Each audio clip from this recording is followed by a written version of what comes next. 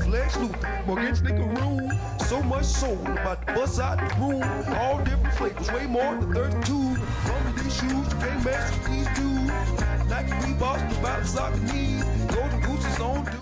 What's up, guys? Welcome to another episode of Soul Brothers, hosted by yours truly, Flex Luther, and none other than Morgan Snicker Room. Today, guys, we are blessed with a beautiful guest. What's up, what's new, and how you feeling? Hi, That's just for guys. you. That's your Thank you so much for having me. I love this intro. Very high energy. Yes, 'cause we have to be. We have to be. I'm all about it. Yeah, we have got to keep people listening because I don't think that it counts as a listen until they get a certain amount in. So Yeah, you know, we got to keep people engaged. Exactly. 100%. I love it. Exactly. So, Katherine, go ahead, introduce yourself to everybody. Let us know who you are and where people can find you. With pleasure. Hi, guys. My name is Katherine Johnsen, but everybody calls me KJ. Or Beachy. On the internet, I'm known as Beachy KJ. I made that handle when I was like 13, and now it's just followed me for life. So I'm I'm a co-founder of a company called Common Ace, which is the fastest growing women's sneaker community. And really our whole ethos is like for the everyday women. It's really launched as a platform for the women that probably couldn't tell you the difference between a Jordan and a Dunk, and they don't care to, but they want to be included in a community that to them feels like one they're maybe not sure how to enter or be a part of. And it's all really tailored to how women shop and experience footwear as how that fits into their life. So that's what I'm spending most of my time doing these days. And I've worked with everyone from Jordan Brand to Complex over the past decade in the sneaker industry, and my background's in the startup space. So it's been kind of cool to get to merge those two together. Yeah, that is awesome. That is awesome. Wow. We're excited to have you on here. Looking through the Common Ace Instagram, I'm noticing like the shoes, the sneakers that you're really highlighting aren't just like, this is a pink pair of Dunks coming out this week. You know what I'm saying? Like you got a lot of really good stuff. Like it's clear you really know what you're like, you know what you're talking about, and you've got a deep appreciation for sneakers. So that was one of the first things that I noticed about Common Ace and about your Instagram page. So thank you. Yeah, of course. I really appreciate that, guys.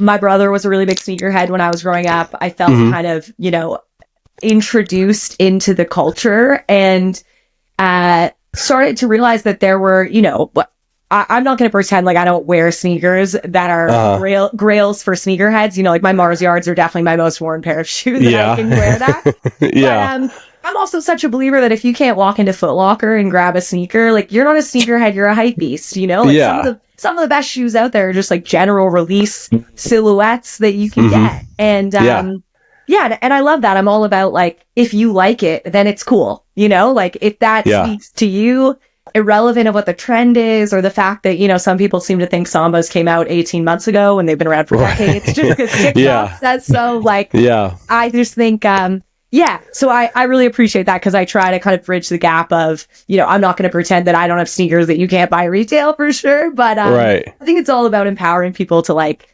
just understand what their options are and how to like be a part of it. Yeah, 100%. So with that being said, because we want to continue this conversation, let's talk about what we wore today. So KJ, do you want to go first? Yeah, absolutely. Okay. Today I've actually been repeating some shoes for the last week because I was in Japan and I tried to pack pretty light. So I've been wearing the Saucony Matrix Color Plus collab. Yes. Which is a beautiful pair. I've been stopped so much in Tokyo the last week, like at least 3 times. I would have like some cool like Japanese girl be like, "Can I take a picture of your shoes? Like, what are those?" Yeah. Love them. Like hairy suede, mixed material. Like the details on them are crazy. Yeah. So comfortable. Yeah. So that was my That's a pair I wore quite a few times this past week. Good. I love them. Did you deal with some bleeding of the material of the dye maybe onto your sock or anything like that? I have not. Granted, I usually wear a tonal sock. I talk about this a lot on Combination. Oh, so gotcha. I usually do like a sock that's already like, I think I've been wearing kind of a light brown sock with it. But I haven't noticed that at all, but that's a good tip. So part of it was I was teaching tennis for 10 hours in the sneaker. So like that's part of it. Yeah. But I was just curious if you also had that same experience. I haven't. I usually only find that. I find with like really indigo sneakers or fresh. Yeah. Like that's when I certainly notice it the most. For sure. For sure. Flex, what you wear today? I still gotta grab my Color Plus Matrix, shockingly, but I don't know it was taking you so long, bro. Oh, well, I went and grabbed something. I grabbed something else, but yeah, I got the Nike Air Max 1 Penny. I believe this is the 2014 release. As you can see, a little yellowing going on. But I feel like this is a very not underrated, but like far as comfortable. Like people don't really know how comfortable the Penny is. But yeah, that's what I wore today. I don't have any penny ones in my collection. I don't either. Wow. I know. I've got penny twos. And I had penny fives and no penny ones. You're selling me, Flex. You're selling me on that. You definitely get shipper. Definitely. Yeah, I like the triple black. So I was on court today. I was teaching tennis and I was in something comfortable. So I saw these on your page as well. The Spiridons. And if you know shoe for sure. Love this shoe. Super, super comfortable. I've worn these quite a bit. This might be my most worn pair for this year. What I love about that too, and I was actually talking to a friend of mine at Nike who I linked up with in Japan, actually, hilariously. This guy Austin, we were just talking about how that's such a wearable silhouette. Like so much of what I talk about on Common Ace is like you're bringing women into a culture where they feel intimidated on how to style a lot of the silhouettes. Like they're like, I don't know how to wear like Jordan 5s. Like, what do you mean? Whereas, so a lot of the time it's so much about the silhouette that they feel they can really easily integrate into their closet already. And the Spiridon is like a perfect example of that. Like it's not too narrow, but it's not too chunky. It's got a really neutral, easy sole to style. I'm like, underrated shoe, I would say. It is definitely an underrated shoe. And I remember it had a moment in like 2016, 2017. And like, at that point in time, I was like, I'm not really rocking with this shoe. But now here I am, like, 8 years later. And I'm like, I ended up picking up the international flag pair on eBay for a steal. And then this pair, of course, for retail. So, yeah. One of my favorite pairs, actually, that I wear a ton is the Stussy Spiridons. Yeah. I can't remember what year those are now. But that's like, that's a pair I wear and I get stopped and people are like, what are those? Shoes that you're wearing? They're still they're like a pretty steep for resale, but they're just like an interesting shoe. Like, definitely an interesting shoe. And like, I don't know what it is, but like these older Nike models that are like tailored for running, or like even like the niche ones, or like ACG, like the ACG lines. There's so much good ACG. My brother's like a huge ACG guy. He's wearing some like archival ACG. And I'm like, what? What are you wearing? See, I'm like, I love a Flyknit. I'm waiting for the resurgence of the Flyknit trainer.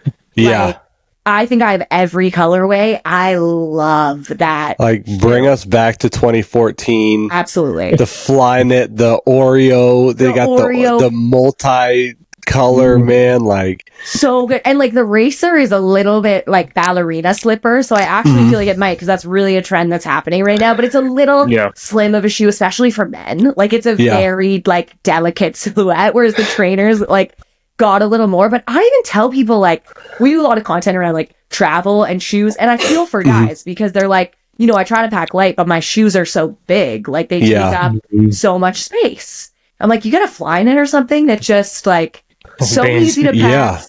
Like it seems simple, but those are things that you add to your wardrobe, and then you're like, oh yeah, that's so nice to have. It works, Like, I used to have this issue when traveling.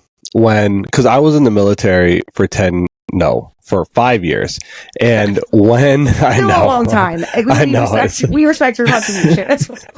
So I was in the military, and I would travel home, and I would at that time I would bring like as many shoes as I could with me. Yeah. And now I'm like older and like, you know, me and my fiance, we just went to Savannah, Georgia, and I brought one pair of shoes, and it's like what is a pair of shoes in the collection of over 750 pairs that like I can travel with?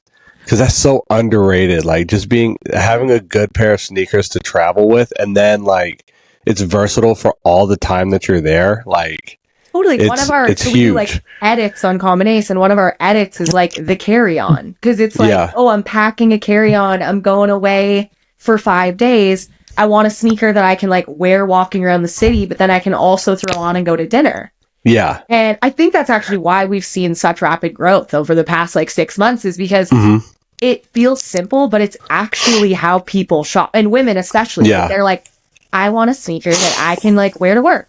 I want a sneaker that I can like bring with me on my trip this summer to Paris and like walk around all day, get workout to wear all day. We call it. It's like 20,000 steps, but you could also like go to the grocery store and you're not like, oh, I'm wearing an embarrassing shoe. You're like, I'm wearing like gel Kayanos or something. Yeah. You know? Yeah. Yeah. So And like the carry-on edit is big. Yeah, like I brought, it's funny you say the gel Kayano. I brought the gel 1130, the Kith gel 1130. Nice. So nice. And it was perfect. It was perfect for what we were trying to do. And they're so comfortable, but they also like, I feel as though, it's funny, I'll meet people and they'll be like, oh, like, don't look at my shoes. Like, I think people assume when you work in that space that all you're thinking about are people's shoes. And I really don't. Like, there are very few types of shoes that I see someone wear that I'm like, take those off. Like, I try to be like, if you like it, that's great. It's cool. Yeah. But I always feel like for men, I'm like, it's so easy to just have like a great pair of sneakers. Like, I think some men overcomplicate it. I'm like, why are we wearing these boat shoes today? Like, you could be wearing such a beautiful, simple, like, get some gel 1130s and like call it a day. You look great. Like, you don't need to be wearing those Vejas. You don't need to. You don't need to be wearing. And then, like, I think one of the biggest travesties that happened to men's sneakers was the common project. The common project, like that whole, like, well, this is a $400 sneaker, but this is elevated and it's like, you know, handcrafted, and then it turns out it was actually like garbage, like elevated garbage. There's so many silhouettes too. Like, we had asked this a lot even from women for their partners. Like, they'll be like, hey, my boyfriend's looking for a sneaker that he can wear to the office. And I always say two things. I'm like, if you have an office where you're allowed to wear sneakers, you can make pretty much any sneaker work. Like, if you're allowed to wear sneakers, you're already there. But there's so many great, like, I always say, you know, in my opinion, and I would love to hear your guys' take on that. To me, like, a shoe that you can dress up a little more, typically, I usually say, like, maybe not a white sole. Like, maybe you do a gum sole or, like, a different sole. I always say a shoe that's more tonal, but maybe has mixed materials to kind of, like, elevate that. You get some hairy suede, you get some nylon, like, but it's black or it's brown. I think it's just what you look for. And so I'm like, you don't need to spend $400 on common projects. Like, there's so many great, clean, simple silhouettes for, like, sub $250, you know? Yeah, 100%. Like, I don't work in an office, so I don't know, like, what exact, like, Flex, do you work in an office? I don't know what Flex does. He's he's a man of mystery. You have something you need to tell us? Like, what are you up to? But, like, I've worked in an elementary school before. And like with that, I can get away with anything because it's like I can throw on, you know, I could throw on some Asics and just be like, okay, well, you know, it's comfy today. But then I can throw on something fun like a Grinch Insta Pump Fury and just be like, oh, well, you know, it's silly, you know. Yeah, it's fun. So I think, like, you know,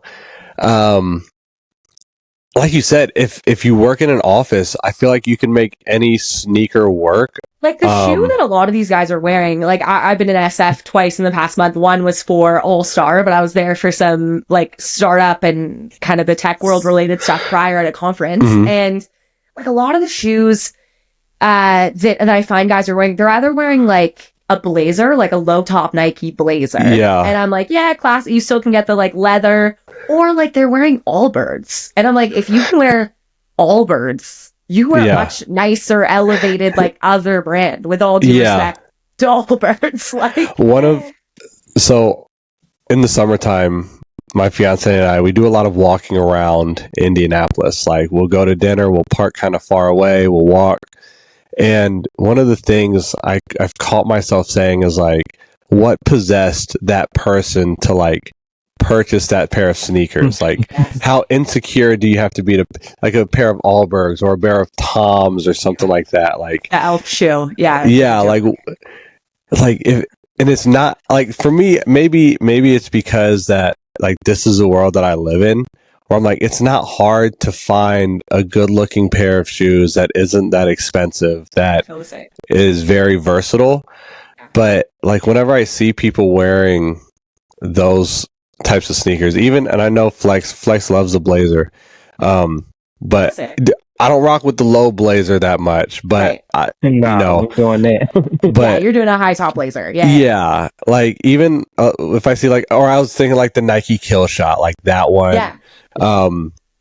It's something like really, really plain that was kind of designed for that boring man, you know, who just like doesn't know what to throw on. Like, yeah, I think it sometimes is like, I find, and I even look at this, like the Common Ace model is like, we're an affiliate marketplace, right? So we work with all the brands and retailers directly, and we just like curate down into our own selections and share them. Yeah. And a lot of it I find is like the buying from a lot of the retailers. Like, you go into some of these stores, and I'm not talking about like the great boutiques, the niche boutiques in different cities, you know, like you go to Extra Butter in New York, like they have a pretty great selection, but you have a lot of kind of like the big box retailers, and I'm like, these are the SKUs you guys are picking. Like, this is really what we're directing. And I even find too with it's so much about often like what the brands are looking to push. Like, for example, Nike right now is really trying to push Shocks. They've been trying to push Shocks in the women's market for a long time. And I have had some of these conversations with, you know, some of my peers at Nike, and I'll say to them, like, I love Shocks. I think Shocks are a really cool silhouette, but I have hundreds of sneakers. So like, for me, it's easy to add Shocks and style them. I'm also a little bit more like, you know, bold with my style. Yeah. But for like the everyday woman, she's like, what's happening with the sole here? Like, it's like an ear white, like it's a little narrow, like it's not super wearable. And I'm like, it's like a lot of times those decisions are being made for a very small percentage of the audience. And I think what we tried to do with our community is, I'm like, right, but there's like 90% of the market that feels kind of left out because they like don't even know where to start. They don't know how to style these, and they don't know how to integrate them into their like look, but they also don't even know where to shop. Like, so often I'll have women say to me like, oh, I've maybe been into a Kith because like my boyfriend, you know, we were in New York and my boyfriend was like, let's go to Kith. So I don't feel like I'm going out of my way to go to Kith, you know, like they don't know what the starting point. So maybe they're like at Nordstrom and kind of perusing, and Nordstrom has like 8 pairs of Nikes to pick from. So I think people just don't know where to look and where to start. And it's easy from our perspective where we're so immersed in it that I'm like, it's hard to pick, you know, like I do today's on Common Ace on Sundays, we do Sunday Sneaker X, where it's like people saying, I'm looking for the perfect shoe for, you know, to wear to work, to bring to Paris, whatever. And I'll recommend a shoe for them. Yeah. And I'm like, I have a hard time because I'm like, oh, there's so many. Like, I need to know more about your style, or like, you're wearing them the daily, or like what colors you gravitate towards, or, but I think it's just easy for us because for us, there's like a Rolodex of shoes to choose from. For other people, they're like, I guess I got to get Allbirds. Like the guys in my office are wearing Allbirds. I don't even know where you're buying Allbirds. Like, are they direct to consumer? I don't even know where to buy them. Yeah, I no clue because like, are they in stores? You've seen them before. Yeah, you've seen them. You've seen them. The one thing I will give Allbirds, because I can give credit where credit is due, from a silhouette perspective, you know, I can't say that any of them are deeply calling my name or that they're in the conversation with a lot of the brands we talk about. However, they are all about sustainability, and I'm pretty sure that they have a closed loop manufacturing cycle, which I can respect. So I think that I'll give them some points there. But yeah, from a design perspective, I'm just like, is this what we're picking? What is this?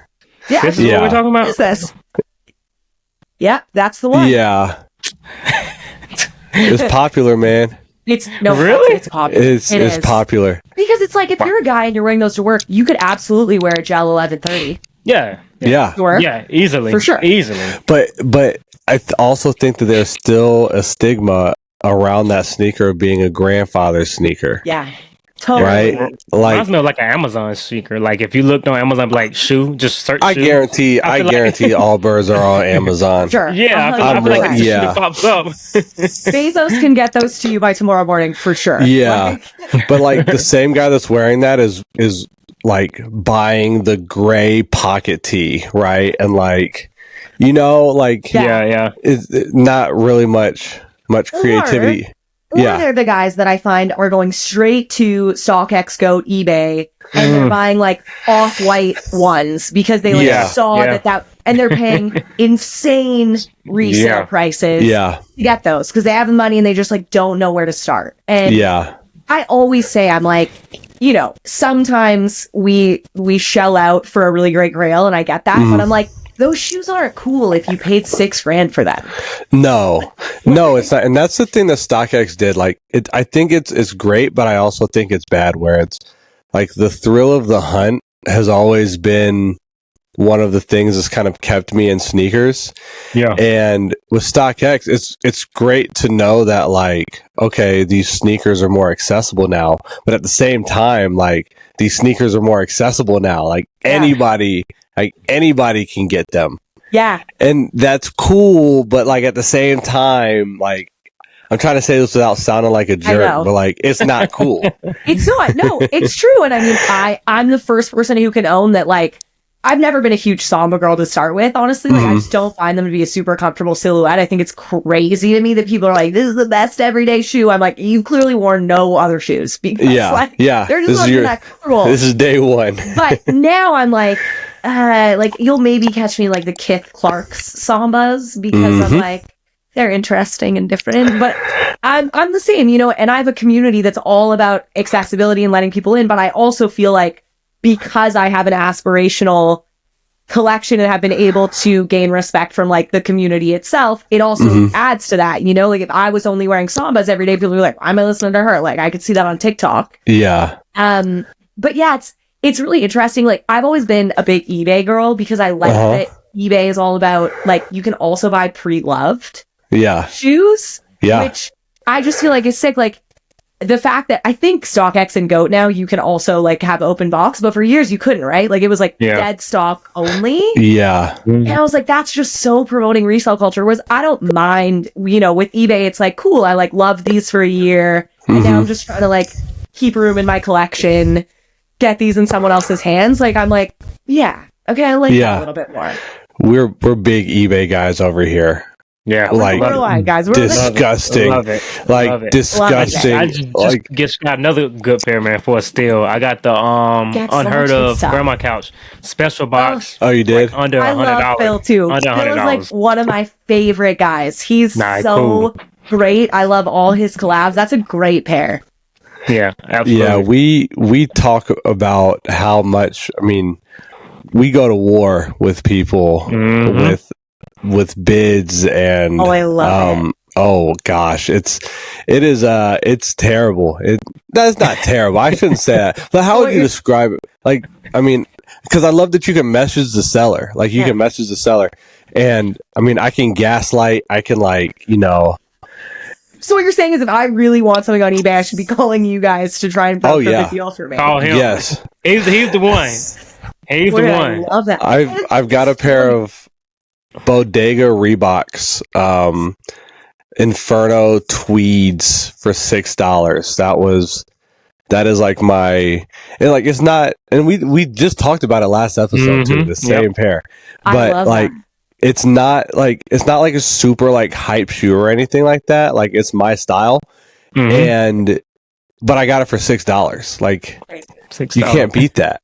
You can't beat that. You can't get anything for $6 these days. No. So. Speaking of which, this is a question for Flex. Yo, bro, did those Huff Air Max 1s ship? Nah, mine's got canceled. It got canceled? Yeah. I hate when that happens. Yeah. So we had got an employee discount. And I think that's why they canceled it, because it was an employee discount code. Yeah. So we had like these pair of Huff Air Max 1s for $30 shipped. And I'm like, yeah, why not? $30 Huff Air Max 1? Yeah. Easy. But yeah, they canceled our. And then once I was looking at the code, it was like employee, blah, blah. I was like, oh, dang, hope he didn't get fired. Oh, yeah. Okay, hey, I can go on and leak it. I ain't going to leak it. That's so funny. Oh my God, I love that. So, Katherine, with these conversations that you're having with these different brands, are you in the conversations before they start? Like you said, Nike's trying to push the shocks. Were you in the conversations before they started trying to push the shocks, or do they bring you in a little bit later?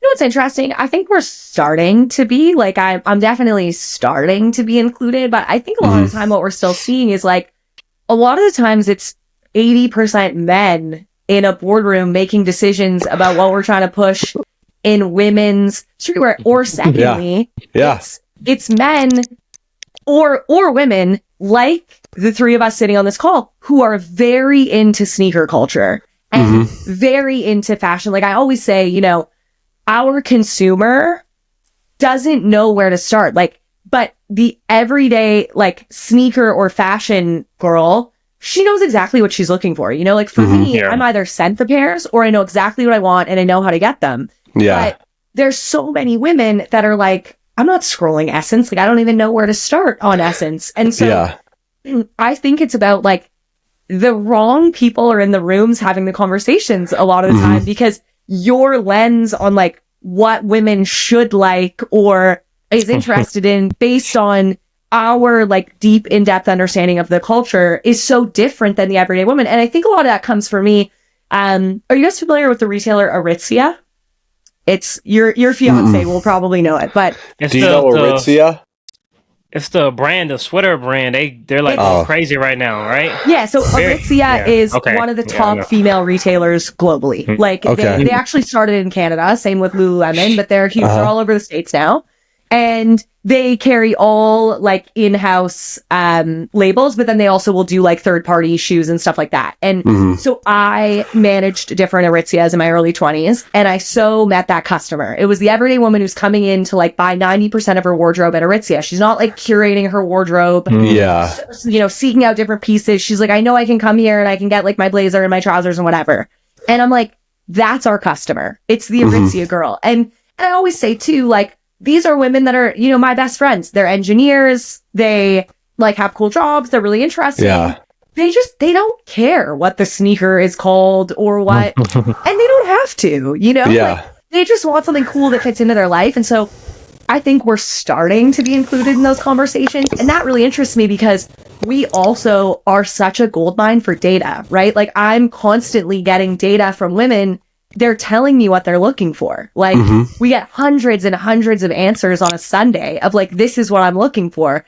And then we see all the analytics of, like, what moves from our site, from our newsletter, what converts. Like, with the everyday women, our customer is over 30. She controls household spending. You know, average household income is usually 6 figures plus. They live in major cities across North America. Like, they're kind of the dream consumer because they also make a lot of decisions about, like, what their boyfriends, husbands, partners, and kids are wearing. Do you notice, or do you see that it's usually the women who are making the decisions for their partners, for their boyfriends, or do you see us more the other way around? Definitely with Common Ace, we get a lot of women messaging us for their partners. But I will say, like, on my personal account, I do get a lot of, like, if men are interested in streetwear and fashion, they're usually curating their girlfriends. But they're usually, like, to me, there's a very clean line. There's, like, men who are interested in fashion and footwear, and then they're the ones making the decision because they feel more strongly about it. Or you're the latter, where you're just, like, you know, a dude who's, like, maybe working finance, like, I don't know. And his girlfriend's, like, more into fashion, and she's like, babe, like, I follow this girl on Instagram, and she's like, you need to be wearing these, you know? I do get a little bit too, like, we'll get a lot of messages. I always say women over 30 are comfortable commenting, like they'll comment publicly. Women under 30 DM us or email us. Yeah. Like, because they're not comfortable yet, like being seen asking for something. Yeah. But we do get a lot of messages that's like, I just started dating this guy, and like this is his Instagram, like this is what he wears, like what's a pair of shoes That's crazy. that like he would think is cool. Yeah. And I just try to be, you know, I feel like part of the reason that I now have the knowledge I do and the connections in the community I do is because like there were people that brought me into it, you know, like there were people that gave me access, and then I made friends in that space and like learned from them all the time and learn like, you know, the history of silhouettes and interesting designers. And like, you know, one of my favorite Jordan 1s is the Rookie of the Year. It's like female designer. And we'll push those sometimes, but it's women don't really care that it's a female designer. Like the everyday woman's like, I just like that it's kind of that butterscotch brown. Like it's a really easy neutral pair to wear. Yeah. And so I also try to find the balance of like educating people on sneaker culture and like that there's so much, you know, there's so much depth behind so much of it, while also understanding that a lot of the consumers, like, it's not that they don't care, it's just the lack of, like, our attention spans are short, and they're just, like, looking for what they want. So, yeah, it's like, I'm learning every day, too, what really works and what people are looking for, but keeping the fine line of, like, still having the respect of people like you guys, you know, in the culture, while still being, like, we're approachable, and, like, you're, you know, you're not, like, too cool to be a part of the conversation. Yeah, I think that's huge, because I think that happens a lot in the sneaker community, where it's like we think that we're cooler than we really are. Like we've said it a bunch of times, like we're nerds. We're like comic book guys, right? Yeah. The comic books are the sneakers. So I think that's a really cool thing that you're doing. You're balancing, you know, like you said, being approachable, and then at the same time, you know, still kind of not really having our respect. Like that's right, but the community's respect. It's important to me that still, you know, there's so many women and just like people in streetwear that I still look up to and think are so interesting and have like paved such interesting paths. And I still like to like shine a light on them and include them in the conversation and have them be like, you know, even for you guys to say that you appreciate the curation and stuff that we do. Yeah. I so appreciate that, because it's important to me. I'm like, yeah, you know, like I don't want to just be like, oh yeah, you guys can like, here's your Sambas, you can get them. Like we share some, but I'm also like, there's so many slept on silhouettes. There's so many cool things. Yeah. So that's like really important to me, because I agree with you. I think sometimes it's like, to me, the most interesting people are just interested in something. It doesn't matter what that is, you know? Like, and to me, being like, for me to think someone's cool, it just means that they're authentically themselves in whatever they're interested in, right? Like, if you love X shoe and it's like not for me, I say all the time, I'm like, I think this might be a great shoe for you. It's not a shoe that I love and want to wear, but like, if you're excited about that to me is cool, for sure. Right. Right. So I live in Indianapolis, and I work with a lot of like kids, and, you know, just being a tennis coach, right? Like the kids they know that I'm the sneaker guy. And so if they get a new pair of sneakers, like they want to show me, of course. They want to show you. Yeah. Right. Like, and so like the wrong thing to do is be like, oh no, those are trash. Like, bro, how are you going to get those? And the Joe Freshgoods, you know, just dropped. Like, you know what I'm saying? Like, so I think it's super important to be able to support people and understand that like our taste is not like the end all be all of what's cool in sneakers. Because there's a pair of Solomons, and it looks like it's a women's only Solomon, a pair that you've posted. I've seen them a few times, where the box has like lace around it. Oh, the Andy Liang. Yes. Yes. Yeah. Like that right there is a pair of shoes that, like, I'm not a big Solomon guy, even though, like, if you can see my pair of sneakers behind me, like, we'll get into those later. But, like, I feel like is a cool shoe. Obviously not for me. Yeah. But I could see that being a shoe that, like, you know, I get Caitlin or something like that. Totally. No, that you get yourself, that she gets herself. Yeah, but it's true. And I also just think, like, so many of those, I think some brands are being really intelligent with their collaborations that like bring in a different audience, right? Like one of my favorite shoes over the past couple of years is an Asics collab with the Danish designer Cecilia Bonsen. And she's done a few now, but my like favorite was the GT2160 that they did. And it's kind of like a Mary Jane. Like it's a sneaker, a hybrid sneaker kind of the past 2 years when this has become big. Yeah. And like, it's so, the details that have been added in because of her, like she's kind of a very feminine Scandinavian designer. And I think it makes people look at a brand differently. And it's same with the Sandy Liang on the Solomons. Like she's a really, really cool designer. And just the elements that they add make, you know, women and men be like, oh, like I'm looking at the silhouette differently. Yeah. And I think that it's cool. And, you know, Solomons are really interesting because I think a lot of people have a different relationship to them. If you grew up doing anything like really outdoorsy, or like, oh, maybe I've like skied with Solomon apparel or whatever.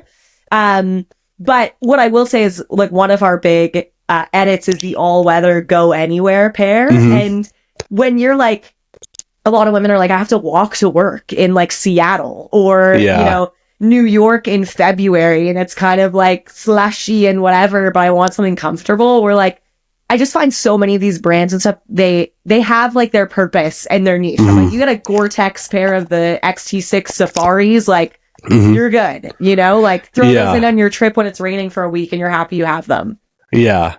So starting my sneaker collection journey, you know, 10, 15 years ago with Jordans, I noticed that all the women's sneakers were just, they were smaller and they were pink and they had fur, right? Like, where have you seen these sneaker brands like really branch out and really start becoming more inclusive to the woman shopper, the woman consumer? Yeah, I think the first thing is expanded size runs. Like, I've definitely noticed size runs have like gotten much more inclusive over the past even 5 years, which has been awesome. I think for a long time, you know, like I'm a women's 8, pretty standard, but that's men's 6.5. And a lot of times, like they're starting at 7. And I'm like, a 7 is like pretty big for the everyday one, you know, like it's a 9. So I think expanded size runs. I think it's also about understanding that like, well, sometimes I love pink sneaker for sure. Sometimes I love like the lace detailing, and that there's a space for that as well. But a lot of times women want the exact same thing that men want. You know, they want premium materials, like they want materials that are good quality. They want shoes that are really comfortable, maybe even more so than men, honestly. Like women are like, babe, we're wearing 3-inch heels sometimes on a Friday. Like they want a comfortable shoe that they can throw on. Right. And I think it's also like even moving more into neutrals. Like I would say less is more in so many ways. Like just, you don't need to add like the satin pink addition to that, or you don't need to like less is more on this. And I also think it's cool, like more of the options for customization. Like I love seeing women take a pair and be like, maybe I'm going to add like a second pair of like rope laces that I'm going to tie on top, or like maybe get that inspiration from like Miu Miu or some of these like designer sneakers that, you know, you head to a craft store and you get some like interesting like lace to add to it, or like sneaker charms or stuff like that. I think you're also seeing people like have more fun in the styling around socks, around like what you're pairing things with. Mismatched shoe theory is big with women, where it's like if you wear like a blazer or something that's a little dressier, if you pair that with like a sneaker, you suddenly look elevated because it's like an unexpected pairing.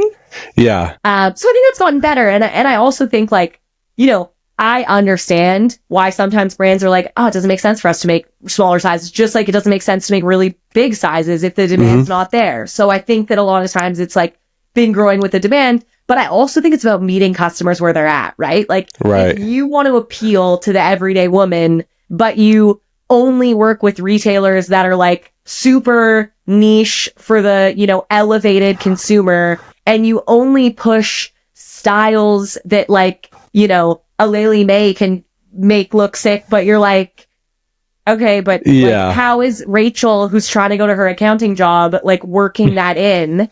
Right. It's not relatable. And I see that so much with the styling too, right? Like there's so many great women in streetwear, and my team with Common Ace sometimes has a hard time just like repurposing user generated content because these women like are too vibey in their style. Like they look amazing, but our consumer looks at them and thinks, that she looks so cool, but like that couldn't be me. I can't be, I don't know how to wear that. Like that's crazy. I get that all the time. People will be like, "Oh, I love those shoes on you," but like I could never wear those. So it's like bridging the gap. I've definitely, I don't know about you, Flex, but I've definitely I've been like kind of bitten by that before, where it's like, you know, I will see a pre, you know, maligned Kanye West wear a pair of like leather pants and like, you know, like, yo, I could pull that off. And then it's like, no, I can't. Like, like I try it on and it's like, all my boys are like roasting me and stuff. And it's like, they're like, like Kid Cudi made this work. Like, you don't understand. Like, you know, and it's textual too. Like I always say to people, I'm like, look, you can wear whatever you want, but if you don't feel like yourself in it, or you don't feel like comfortable going out in it, then you're not gonna wear it. So like, I think it's so much about like showing people. Like I look at so many of the big brands sometimes, like their styling and their like commercial shoots. I'm like, hey, like you're kind of missing the mark for like the everyday people sometimes. And I get it. Like, you know, you have to be aspirational, and but you also need to find the way to bridge the gap as like a conduit to the actual mass audience. Like Nike doesn't make their money off of the Travis Scotts. They make their money off the Air Monarchs that sell at Champs. Yeah, 100%. Absolutely.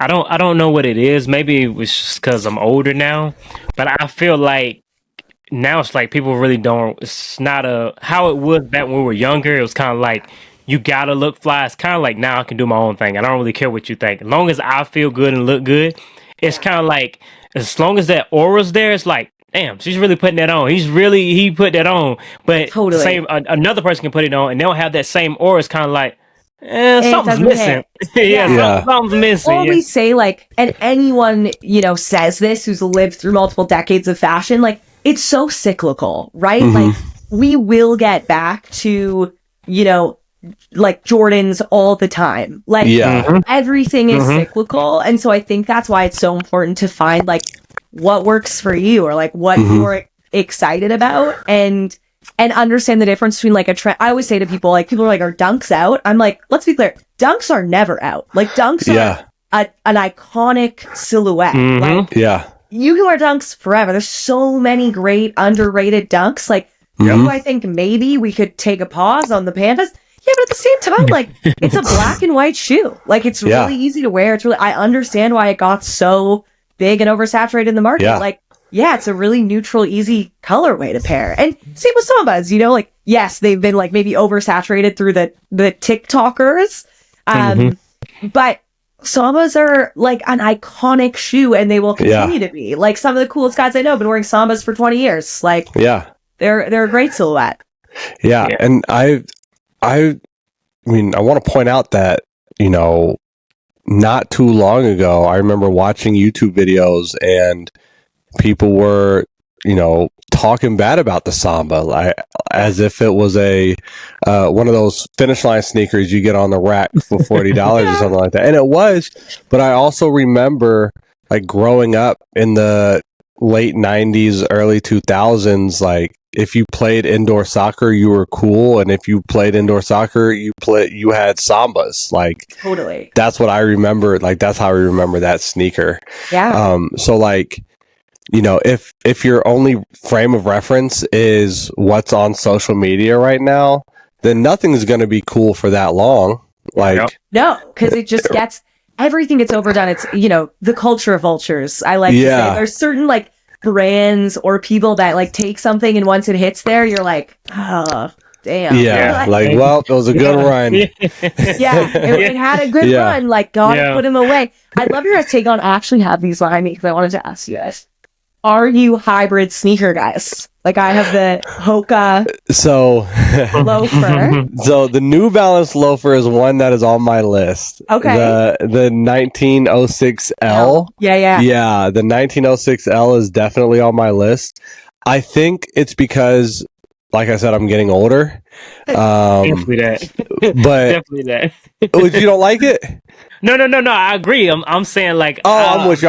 Yeah, I agree. Yeah. I don't think the 17-year-olds are like dying. They're like, Yeah. I mean, I could see my tennis players being like, "That is a terrible shoe. Like that is corny. Why would you? Why did you? Put that on? Right. Yeah. But I saw a brown, like there's a brown suede one that came out recently. Yeah, it's very clean. So yes, I am. That is something that is starting to kind of pique my interest a little bit. Yeah. Even other shoes, like I got a pair of ALD Wallabies for Christmas a couple years ago. Yeah. And I got a pair of like Doc Martens. Like I am starting to kind of I'm still wearing primarily sneakers, but I have a few. I mean, you brought up the Clark Sambas. Like yeah, it's a sneaker, but at the same time it's still like it's kind of elevated, right? It's elevated, yeah. Yeah. And I think there's room for all in your wardrobe. Like, we've kind of expanded now to footwear, period, instead of just sneakers with comments. And it'll still be, you know, predominantly sneakers, but like, I just picked up in Japan the UGG Yoon Ambush collab, and they're like so sick. They're like really furry loafer mules, kind of. Yeah. And to me, that's still in the conversation. You know, it's the same as like, we'll include Crocs and like, so many of those collabs. I think it's about like how those brands like interact with the culture and like understand how to be culturally relevant and do interesting things. Like, there's room for all. You know, like I love so many boots. I love so many like beautiful leather shoes. I met with these guys that have a brand out of Japan that was sick. I'll send you guys the link after this. This week that actually Jinya from Kith recommended I go to. Yeah. And they're called OAO Footwear One and Only.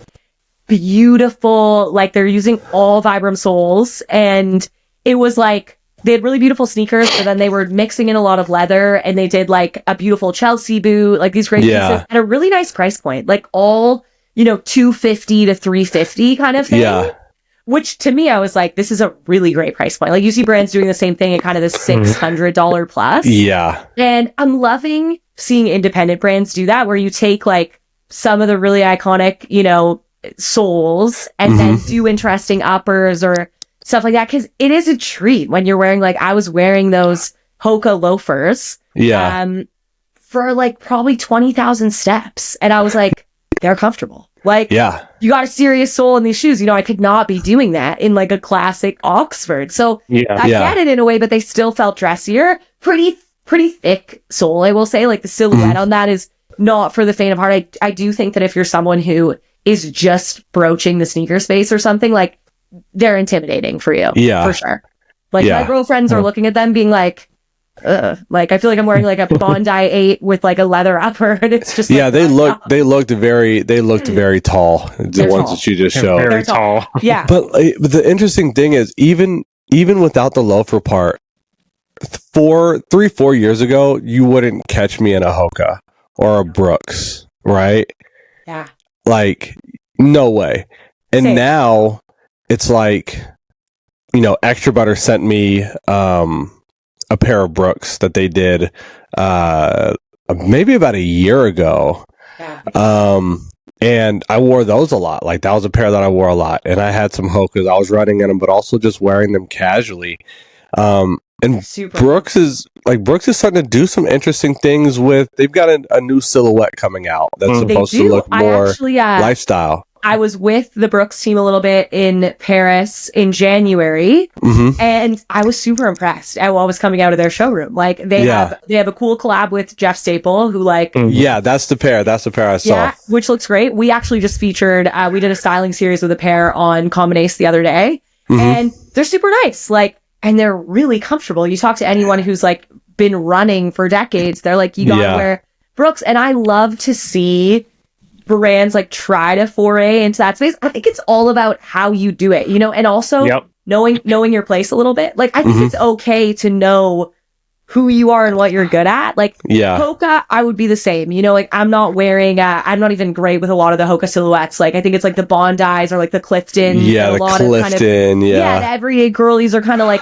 running in and Free People sells them. And to me, I'm like, I don't know that silhouette is like super, it's just like even a little chunky for me for what I'm looking for. But they did the collab with Satisfy running this year and I got a couple of those colorways.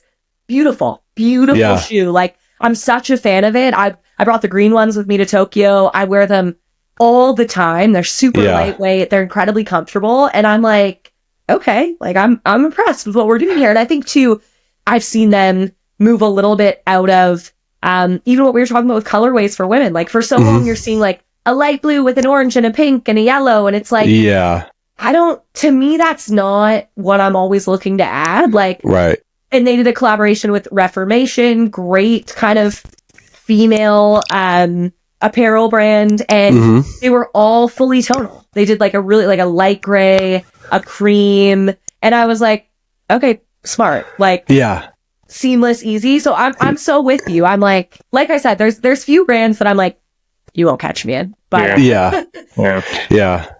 I think go ahead.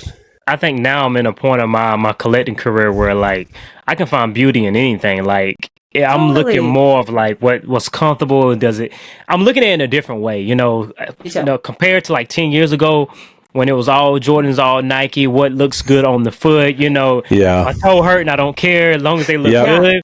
Now it's kind of like, yo, that feels good and it looks good. I don't care what brand it is, you know, so again, I think it's just the age thing, just getting older and you kind of opening, you're getting a more open view to things. And comfort with yourself, you know, too. Like, you're just like, I'm comfortable with who I am. So like, I'll wear whatever I feel like. And like, you know, how it fits into my life, I feel good about that. And that's so what I try to just underscore to our community. Because I'm like, as long as you feel good in it and you're excited about it and you think that looks great, like, who cares if I think it's the coolest shoe? Like, that's great. Yeah.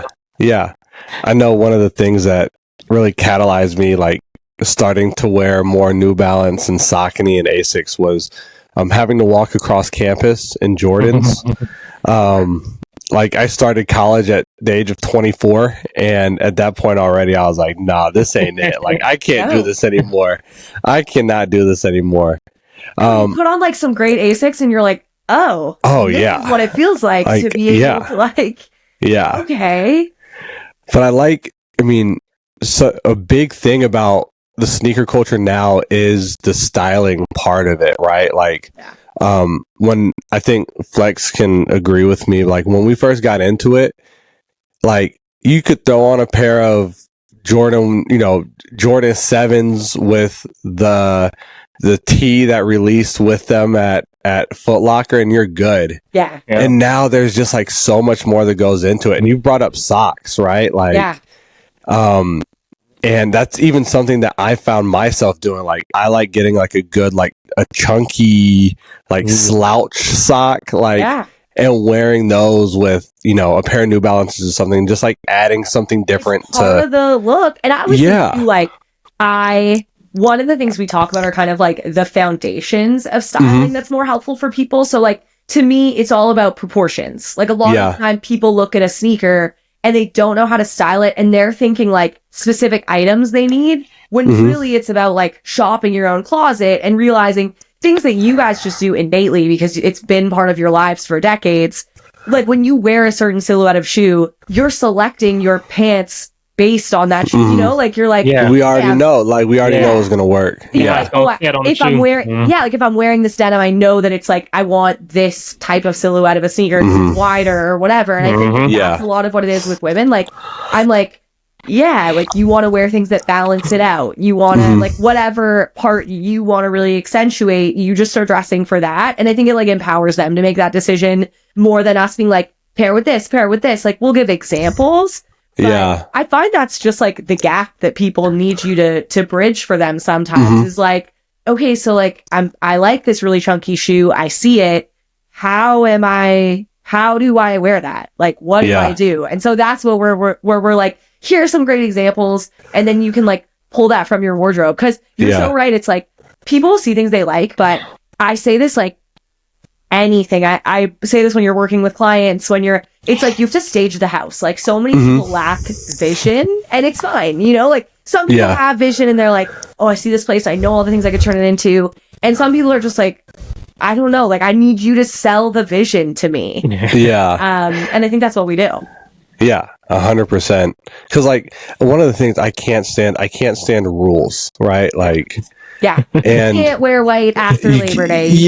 Right. And like I still find myself like falling into like I'll still like after Labor Day I'll be like, I don't know why, but I can't wear this pair of sneakers, right? Like, but I don't like rules, and I like that that's something that you know after looking at your page on Instagram, like. It is. These are options that we think look good.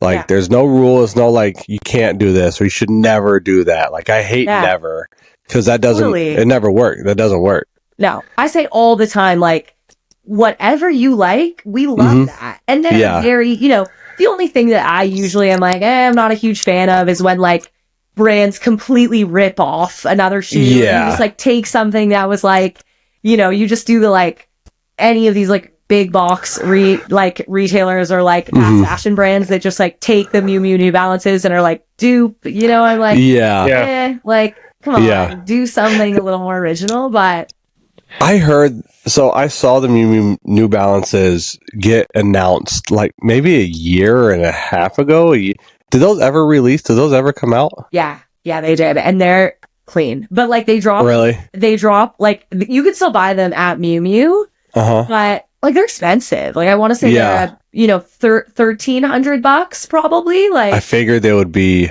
up there. It's expensive, and I mean it's a beautiful shoe. I think that's a whole other interesting conversation of like designer, like luxury designer sneakers. Like I don't know if you've ever seen the Marni Hoka collab. Outlander was just teasing it. Callum was just teasing it on Outlander. I saw, and like I don't know when that's going to drop. Maybe summer, but. Like, I'll be interested to see the price point on those because you're really appealing, you know, you're appealing to a luxury consumer, not everybody. Like, I have not treated myself to the Miu Miu New Balance. Love them. Think they're beautiful. Like 3 kind of like tonal brown pairs. And I just haven't pulled the trigger on them because I was like, I have so many pairs. But it is interesting to me, the kind of like luxury shoe game and the collab game. But that seems a little different. Like the Miu Miu New Balance collab, and I'm sure the Marni Hoka seems a little bit different than like a Gucci Adidas Samba. I totally agree. Yeah. Right, but I can't articulate what that difference is. Like, one of them just feels like a little bit more integrated into the culture, and one of them, I just feel like certain brands have certain connotations to them. Anyways, right? Like, you think of Gucci and I think you just associate it with different things or a different type of person that you maybe associate like a Miu Miu with. And I think that's so important too, right? Even in seating and how brands like roll things out, what a difference it makes. Like depending on who you work with or, you know, the direction you take, it's so interesting. Like Nike Skims, for example. Really, I loved reading the comments under a lot of the posts I saw launched on, like on Hypebeast, I loved reading comments because, you know, I have a bit of a mixed take on it. What I liked is that for me, it reaffirmed the community that we're building. Like I was like, right, you're trying to win back the Aloe, the Lululemon, the Biore customer. You're doing this. And I'm like, right, because you realize that you've kind of lost that customer and this is what you're trying to do. But, you know, does Kim maybe have the same cachet that Kim had 7 years ago at this point? Like, debatable for a lot of people, for sure. But they're putting them on like I think Shea Gilgeous-Alexander was in the like they're putting them on the NBA players who like, you know, Skim? Skims. No, I think he was wearing the Converses because they haven't dropped anything yet. They weren't any ads yet? Yeah. No, I don't think they've dropped. Yeah, that's his shoe. Gotcha. Okay. Yeah. Okay. But I know what you mean. Like they're gonna roll. I think they've just launched the line and they haven't teased anything. And I don't know if they're doing footwear or just apparel at this point. I'm unclear. I thought I saw like NBA players in the Skims ads, like with the draws on. Yes. She has, but not with the Nike collab yet. But yeah, she's done. Gotcha. Okay. She's done a great job of that. But I imagine they write some serious checks as well. Yeah. I'm like, she can get whoever she wants. It's a whole different ballgame. I'm always so much more impressed and interested when I see an independent brand do something like. To me, the bar is so much higher for you when you have all the money in the world to work with. Yeah. Like, I want to see the brands that are like, independents trying to figure it out. I'm like, this is brilliant marketing. Like, this is a great way to get into the culture and like seed to the right people and like get in there. I'm like, to me, it's just far more impressive. Yeah. We talk a lot about who gets seeded because we know a lot of different content creators who, we all feel very lucky if we get to work with brands. And there's a conversation now that I wasn't having with people 5 years ago of like, why was this person seated and why wasn't this person seated and this person's, you know what I'm saying? Like, do you feel like there's that same conversation on your side? Totally. And I hear it a lot even among my peers. Like, I'm someone who tries really hard to not play the comparison game across the board. Like, I just think you'll never win, there's always going to be somebody who gets included in something where you're like, maybe that should have been me. But on the flip side, I know people say that about me sometimes, and like, I just think all you can do is like stay in your lane and put your head down and like give more than you take and add value to things. And like, sometimes you're going to get seen for it and sometimes you're going to get passed over. And I feel that the same about like putting people on or connecting people. Like, I'm a big connector. I love to have conversation with people and say, hey, I think that you should meet this person. Hey, and sometimes has that like come to bite me, maybe, but I just think that like, if I see people make the error of spending too much time focusing on what they don't have or what they didn't get included in or what they're not. And I'm like, what a waste of your energy, like at the end of the day, there's some brands and some retailers that I look at and I'm like, I can't believe you guys aren't wanting to work with us. Like, I'm like, what? Or I'll have conversations and they'll be like, it's a little basic for me. And I'm like, okay, like, it is what it is. Like, if I can't change someone's mind sometimes. Like, I can only do so much. I can educate them and we can stay in our lane. We can do what we're trying to do. And like, the right people will get it. Some people come around, but yeah, I think it's normal. Like, I have an agency as well in my daily life. We work with a ton of influencers in different verticals. They feel that all the time, like they're like, why didn't I get invited on this trip? Or like, why didn't this beauty brand include me? And I just think it's like, you have to have blinders on a little bit. I also feel that from a creative lens, if you spend too much time looking at what other people are doing and what's working for them, you innately end up trying to replicate it. And it will never feel authentic. Like, I genuinely... on TikTok, for example, when I really started finding success was when I just leaned into being myself. Like, I was like, this is how I talk. This is what I'm excited about. Like, it just, that's what people like from you. And so I think it's like, all you can do is be like, I'm just going to be me and like the right people are going to get it. And maybe other people are going to come around and for sure, sometimes you're left out or, I'm still sometimes like, I'll get a hard time from people like deep in the forward at being like, oh, like KJ's doing this for like the basic people. And I'm like, do you want to make money or do you want to be an elitist? Like, I don't know what to tell you. So I totally get it. Yeah, definitely. I mean, starting out, I think I hopped on, how long has it been now? 4 years ago? I hopped on TikTok 4 years ago. Like 4 years ago. And there was definitely people that were watching that obviously they had been doing it longer. They were more comfortable in front of the camera. And like, I just couldn't hop in front of the camera. I literally couldn't hop on from like, hey, how y'all? And it's like, that's not me. So for a while, I had to get comfortable with myself, and a lot of my content didn't do well because I was trying to duplicate what I was seeing, and it didn't work for me. It didn't work for me. I wasn't good at that. That person was good at, and I wasn't. Once I really found myself and like, okay, this works, and it feels good when I'm doing it. Then, we start seeing success and, it works out. And people like, I now feel like, maybe there were a few years in my 20s where I tried to like, wear things or promote things that I felt other people thought were cool. And I feel like I started, finding my groove more and getting to work with the brands I'm excited about when I leaned into myself and what I genuinely like and am interested in. And it's crazy. It's like such a simple piece of advice, but it's genuinely the best piece of advice across the board is like, just like be yourself. I tell creators that all the time. I'm like, if you like dogs playing chess, there's hundreds of thousands of people who do too, lean into what makes you, like you'll find your tribe.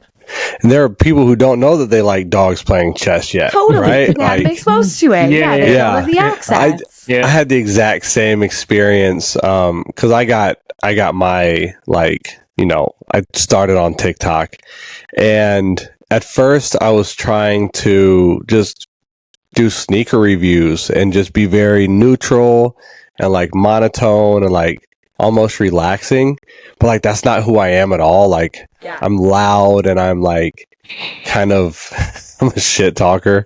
Yeah, you're like I was suppressing my own energy. Yeah, right. And like that's when things really started. Like that's how I met Flex, because it just became like just naturally we not really butted heads, but like we were able to make content together that was engaging for people, because we would just go back and forth showing sneakers. So like, I definitely agree, like just try to be yourself. I do think though that some people don't really know who they are. Totally. And that's also kind of tough. That can be tough for people. Yeah. But yeah, to that I always say, like, even to bring it back to what we're trying to do, I think it's sometimes about like showing people the options that are out there. Like I think that about, like, I grew up in Calgary in Canada, oil and gas town, kind of like the Texas of Canada in a lot of ways. Yeah. Lots of money and energy in oil and gas. My dad was a tech entrepreneur, and because of that, I was exposed to kind of a little bit of a different space. But I always say to people, like, so many people just don't know what else is out there if you haven't been exposed to it, and I think that's why it's so important to like try and, if you have the means, travel and like experience other places, like reading books, like finding the outlets and platforms that inspire you, or that like introduce you to things. Like I think Callum does a great job with Outlander of like showing really interesting launches or brands or whatever that maybe expose people. Like I think it's about just opening your mind to kind of figure out what speaks to you or not.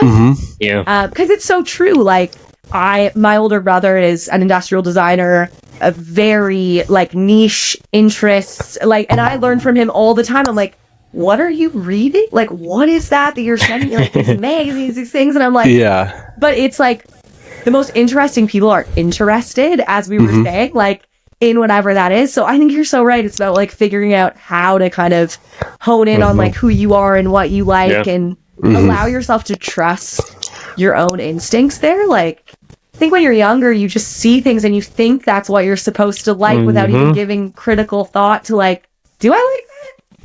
Like, is that you definitely had to be careful, because I noticed a lot, as I was getting more and more into content creating, that people will go viral for the wrong thing and they're stuck being that person, like, and it wasn't them. So I'm like, I don't want to get stuck being that guy, because I don't want to be that guy, And they have you get a viral video for doing this certain thing, and it's like, we want more of that. What are you doing? I don't know what you're doing right now, but we want more of what you went viral for. Let me be myself and do it how I want to do it. So I got one more question, unless Flex has anything else, and then we can get into our showcase. So, one of the things that I talk about with my tennis players, so, with tennis clothes, is kind of setting up the question. With tennis clothes, a big thing is really important is having pockets, right? And so whenever I have girl tennis players they're new to playing tennis, they have like pants that don't have pockets, right? And so what I'll say to kind of like, kind of build that relationship with them is like, well, this is what happens when boys design girls' tennis clothes, right? Like you don't get any pockets, right?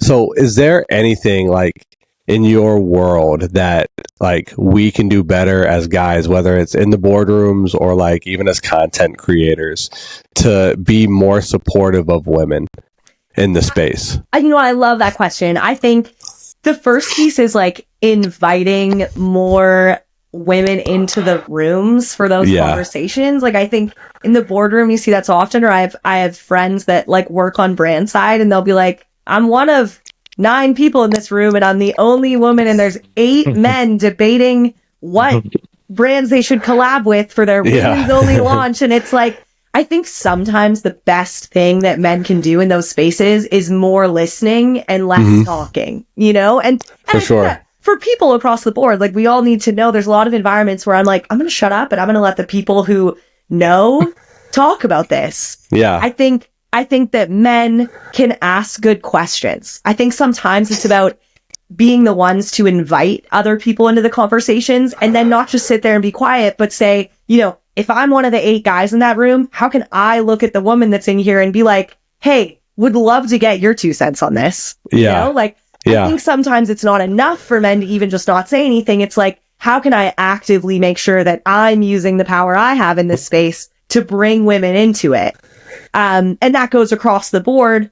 And I think the second piece is really just around like, understanding that there's room for so much more than just what our lens is on, right? So it's like sharing things that maybe you saw that like were interesting to you that doesn't personally work for your life, but like could be for someone else. I think that sometimes when we're like experts in spaces, we have a way of sounding so close-minded and being so definitive. And I catch myself doing that where I'm like, oh, it's lame. Like, I don't like that at all. And I'm like, you know what? That doesn't like empower somebody else to make their own decision on something. Like there's room for, that pair of shoes to be really interesting. Maybe not a fit for you, but you could see why they're cool. And I think the last piece is entry points. I think so often people don't know where to start. And we sometimes, even as women in the sneaker space can feel like you had to work so hard to get respect in it that you don't necessarily want to bring other people into it. And I think it's reminding yourself that like there's always enough room at the table. So for you guys even to take the time to sometimes like share stores or resources that you enjoy and like sharing those educational things, then the men that listen to you listen and they're like, oh, like maybe I should send this to my girlfriend. Like maybe she'd find that interesting. Maybe. I think it's just about like putting things on, but I think it's about like when you have the power. I even, I said this, when I saw Complex Con's Sneaker of the Year panel this year, and I messaged Matt about it. I was like, you guys really have 5 men on this panel and you can put a single woman. Like I come from the startup space. We produce some of the biggest tech conferences in the world and we don't run panels. We also don't run panels of just like 5 white women, we're not doing that either. But what I believe is, let's say you guys were invited on a panel and you said, who else is on this panel? And they said 4 men. The best thing you could do is say, hey, I would love to take my opportunity to invite a woman to fill my spot. Like, to me, I was like, not only is it on like Complex producing that, but it's on the guys participating to be like, hey, maybe we could include someone who might have a different viewpoint in this conversation. Because, and that's fine if you guys are like, we want to talk only about like very niche. There's a million women that can participate in that conversation, that are really, you could have invited Vashti, you could have gone to Laylee May, you could like, I can give you a Rolodex. If you're running out of names, give me a call.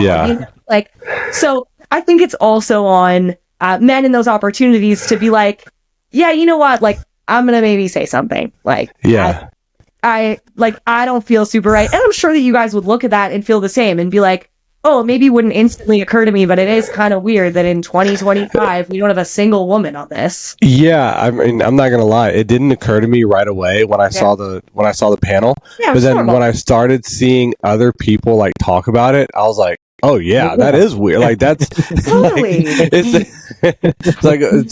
a bunch of different people with the same opinion on everything. Like it kind of defeats the purpose of a panel. Yeah. That's why I kind of say that like Common Ace has found such traction is because like women don't feel remotely included in the conversation. Like I'm like, you guys, like you think that every woman who has the money to buy all the stuff you're trying to do feels like she's at all welcome at Complex Con? She doesn't. Like, she's like, whoa, I don't know what this is. And I understand that that's not who they're trying to market to, but at the end of the day, like, it's the mass demographics that make these brands money. It's not the niche collectors that make them money. So it's like, you're ostracizing a huge part of the market.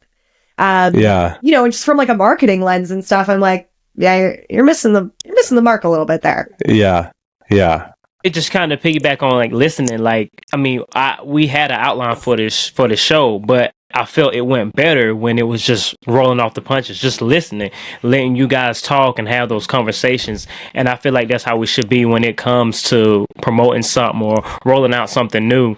And definitely including women now should be a huge thing, because I mean, men are buying more women's shoes now than ever. I mean, women exclusives are like the grail for guys, like Off-White 4s, Our Mama Near 3s. They're like, oh, I gotta have those. And those are shoes that were made for women. And guys are like, that's my grill.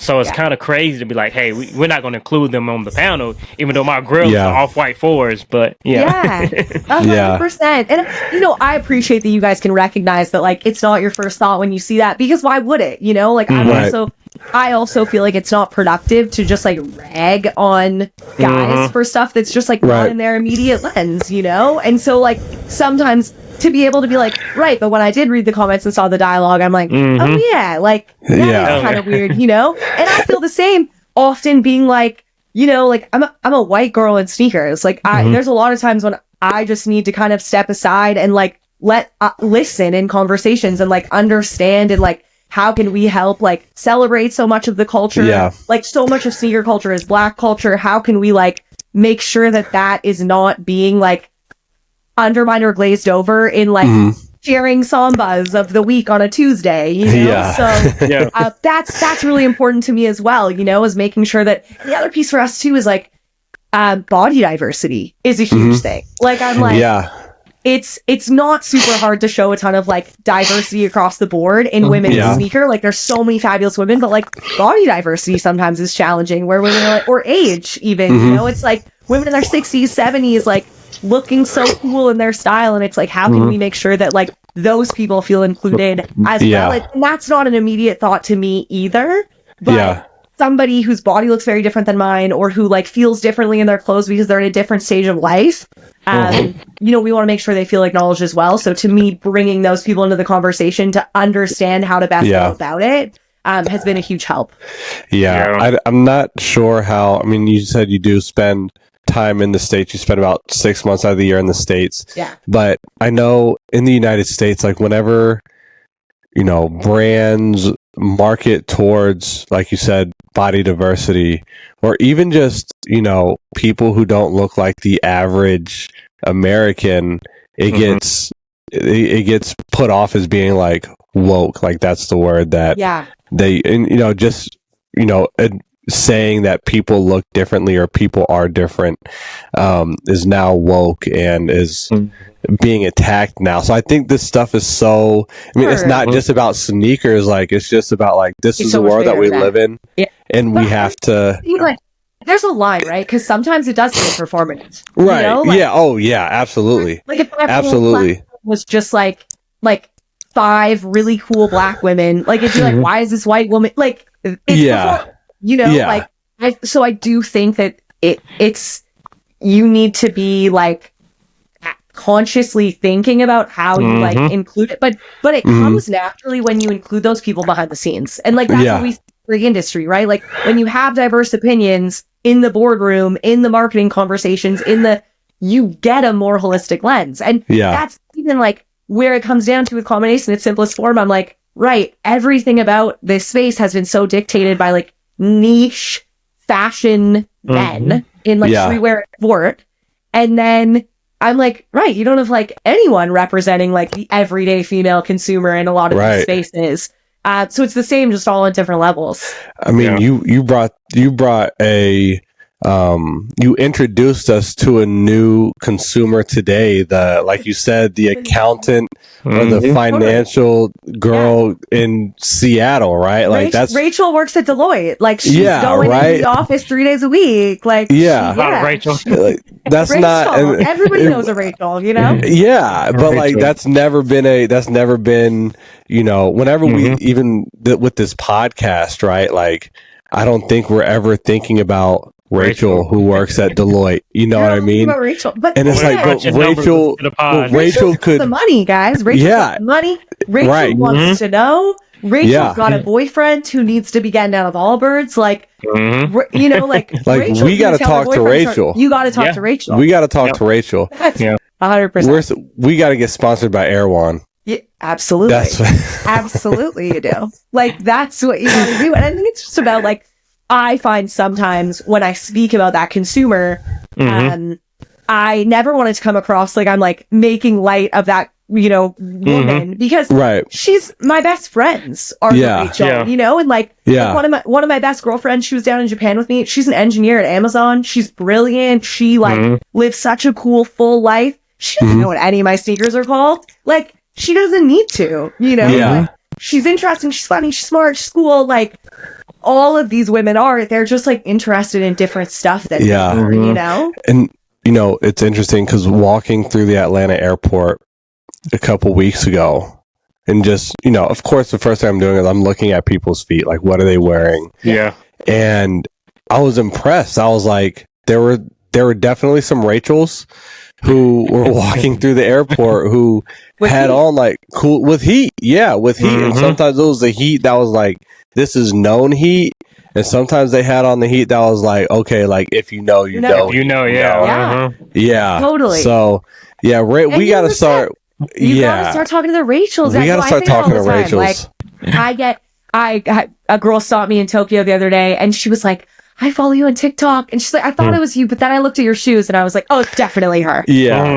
I was like the Color Plus Matrix, actually. But she was like, she's always wearing like a niche shoe that I don't know what it is. I was like, I'm honored. If I could be known for something, let it be that, you know? Yeah. Or like, I always laugh with the Mars yards, like 99% of the people I spend my time with and the everyday are walking by, they have no idea what those shoes are, right? But then like every once in a while, some guy will drive past me and like roll down the window and be like, I love your Mars out, your Tom Sam. Yeah. And that'll make your week. That'll make your week. Totally. I'm always like, you know. Yeah. So if you're wearing those, I'm like, yeah, sure am. So if they come back, because I think they're coming out with a 3.0, right? Yeah. Is that on your radar? Definitely. It's definitely on my radar. On your radar, Flex? Nah. It's not on your radar. I'm just not mine. It's on mine. I'm just not a fan of it. It's like, and I'm one of those people, like, if I didn't like it then, you're not gonna like it now. Like it now, yeah. I mean, if I get to see it in hand, then maybe I might, you know. Yeah. I'm still in between the West Side Gun Saucony. So I don't want to say I don't like them yet, but they're not really growing on me. I also can respect someone who's like, yeah, like it's just not for me. I feel that about so many shoes that people are so excited about. I'm like, really? This one isn't doing it for me. But you know what though, that is once I started doing that and like not feeling like I needed to buy every new pair of sneakers, it just felt so much better. Like it does. It's like a weight off your chest. Like now I see drops and I'm like I don't need look this. At it and I'm like, do I need that? Yeah. Do I need that? That's the question. Do I need it? Yeah. 5 other pairs. And sometimes it's yes. You don't need Sometimes it's yes. Yes. Sometimes there's a lot of the new Joe Fresh goods that just dropped. Oh yeah. They were in Tokyo again, and I have a lot of those, and I passed on these. I just felt like I had so many shoes in those colorways but I love, like it is. It's gorgeous. I had a really hard time, honestly. Like I was like, I'm gonna pass on this. Like I just feel like I have enough right now in this space, and I love like pretty much every Joe Fresh Goods collab that's out there. Yeah, he does such a good job. Like I have the Paris Red and the Prom Blue, like both. Yeah, I saw those on your page as well. Because I was like, because when Flex told me that we had you, I wanted to, you know, look at your Instagrams, and I was like, oh, bro, she's got some like real heat. Like our whole thing on TikTok was like most diverse. Like we have the most diverse sneaker collection. Yeah, I love that. And like I saw your stuff and I was like, oh, she got some diverse stuff. Definitely. Like, yeah, I have a pretty diverse collection. Yeah, like because you came out, like I said, those Solomons I'd never seen before, and then I was like the Spiridons, and I was like, okay, I know what those are. And then the Joe Fresh goods, like you just had, like you were bouncing around with like stuff I have, stuff I want, stuff I've seen, stuff I've never seen. Like I think it's like that, guys. Yeah, it's like one video recently you did where it's just like a bunch of just different unboxing of sneakers. Yeah, it's so funny too because I always do the nail tap on my unboxing. It's like my thing. And people are like, "Stop tapping your nails. It's so annoying. It's so," and I'm like, I'm just big on like personal branding, and so there's like things I say all the time, and then like girls will quote me or they'll be like, they'll post like, as KJ says this, and I'm like, I just think it's important to create like things that people affiliate with you and what you do. So I was like, oh, I'm gonna compile all these together. But yeah, I mean, I feel incredibly grateful. I know you guys know that feeling where you get sent product, and I think to myself, like, you know, people will message me and they'll be like, you're so lucky, and I'm like, I have been creating content in the sneaker space for a decade. You know, I have been literally posting my shoes, and I got into it because like I was buying these shoes and I was posting them and I was liking them. Like it's a grind, and it feels amazing to now get to like work with brands. But I'm always like, guys, you know, it's not really luck. Like I've been interested in this and sharing in it and like working in it like for a long time. And I'm like, I think a lot of time influencers or creators will be like, I want to get a Nike seating list. And I'm like, it's like, you and everybody else, like, brother. You and everybody else, man. Like, I'm just like, you know, Nike doesn't need to just seed like the everyday anyone shoes. Like, Nike doesn't really need to seed anyone. Like, you can say, Nike's lost some market share. Like, you're still Nike, you know? Like, you will always like find your way back up, and you're still doing fine. But yeah, I think it's never lost on me. Like I feel so fortunate every time my concierge will text me when I'm out of town. He's like, there's like 11 boxes waiting for you, and I'm like, who are they from? Or he'll be like, there's a Nike box downstairs for you. I'll be like on a meeting upstairs. I'm like, I'm coming immediately. No, that's dope. That is awesome. That is awesome. I don't know if you guys saw, actually, my concierge is like, he's the best. I've lived in my building in Toronto for maybe like 4 years, and he's like he's like an OG. He's an old head, and he just like loves so many pairs. So a lot of times I'll unbox my sneakers with him, and he was really excited by like the Toronto Air Max 95s just because they're like custom box for the city and everything. So I ended up buying those for him and gifting them to him on his birthday, and I filmed his reaction. That's awesome. I'll send it to you guys if you haven't seen it. I haven't seen it yet. Totally took over. Like People Magazine interviewed me. It got like millions. That's awesome. And it was just because he had such an authentic, like genuine reaction and excitement and so many people in the comments, like I think BR Kicks reposted it, like Complex, all these guys were like, bro, like she only got you like the general release 95. Like that's not even a sick shoe. And I was like, okay, so lame. Like I'm like, I could have gotten him like off-white, whatever, like he was excited by these, you know? And I was wanted some 95s. He wanted some 95s, and he liked the Toronto story. Like he's born and raised in Toronto. The box is custom. Like, and I was like, this comment section is exactly what's wrong with this culture. Like, I'm like, why do you care? Like, that's what he wanted. Like, get a hobby. Sometimes every time I get reposted by like Complex or Bleacher Report or anything, I'm like, don't look at the comments, KJ, because it's just no one needs you alive more than that. You are a much more mature person than me, because that's the first thing I do. Oh my god, guys, my feelings are hurt when I'm in there. Really, I like responding to people because like I like telling people to touch grass. Like I do that, and I'll try to find like new ways to say it in a very very condescending way. But like, we're spending our time on the internet mad about a sneaker video or a sneaker take or something. So lame. I sometimes do too. I get a little bit, I clap back in the comments, or I'll be like, thank you so much for taking the time to write this out and watch the entire video to like boost my engagement. Like, grateful for you. And also talk to a lot of the stuff we'll do with Common Ace is always like very clickbaity with the first hook, you know, like it'll be like, Sambas are not your shoe of the summer, and then people like go crazy, and I'm like, fight in the comments, will ya? Live it up. Yep, exactly. So let's go ahead. Let's get into our showcase sneakers. KJ, would you like to go first? Show us a pair of sneakers that have a story behind them, or anything. Do you guys want me to grab a pair, or can you like put it on the screen if I like tell you Ooh, just because I don't have my flex. full question here, but I can. I mean, I'd rather you grab it. Yeah, grab it. No, Go ahead and grab a it. pair. Yeah. What do I have down here? Okay.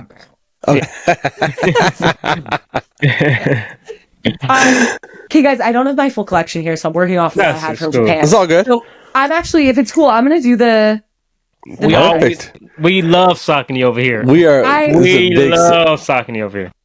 Oh my god, and I love J Tips. I love like all the J Tips. Yeah. Saucony, like, and I will say I like the team at Saucony too, which I think has added to. I think it's just like a great group of people, like trying to do something. I love so many of the collabs they've done. I love have you guys seen the Minted New York collabs that they've done? Of course. Absolutely. They sent, I know you have the blue pair. You've got the blue pair. I got the Triumphs as well. Yeah. Yeah, I got and they sent us, I don't want to flex, but they sent us the Pro Grid, oh my gosh, the Triumph 4. Three ones. Yeah. Beautiful pair. I made that seating list as well. Oh yeah. I don't want to. You know what's funny actually about that is one of the like people from Saucony messaged me and they were like, "We were going to put you on the list, but I know the Million brothers actually a little bit from TikTok." So, you do, yeah.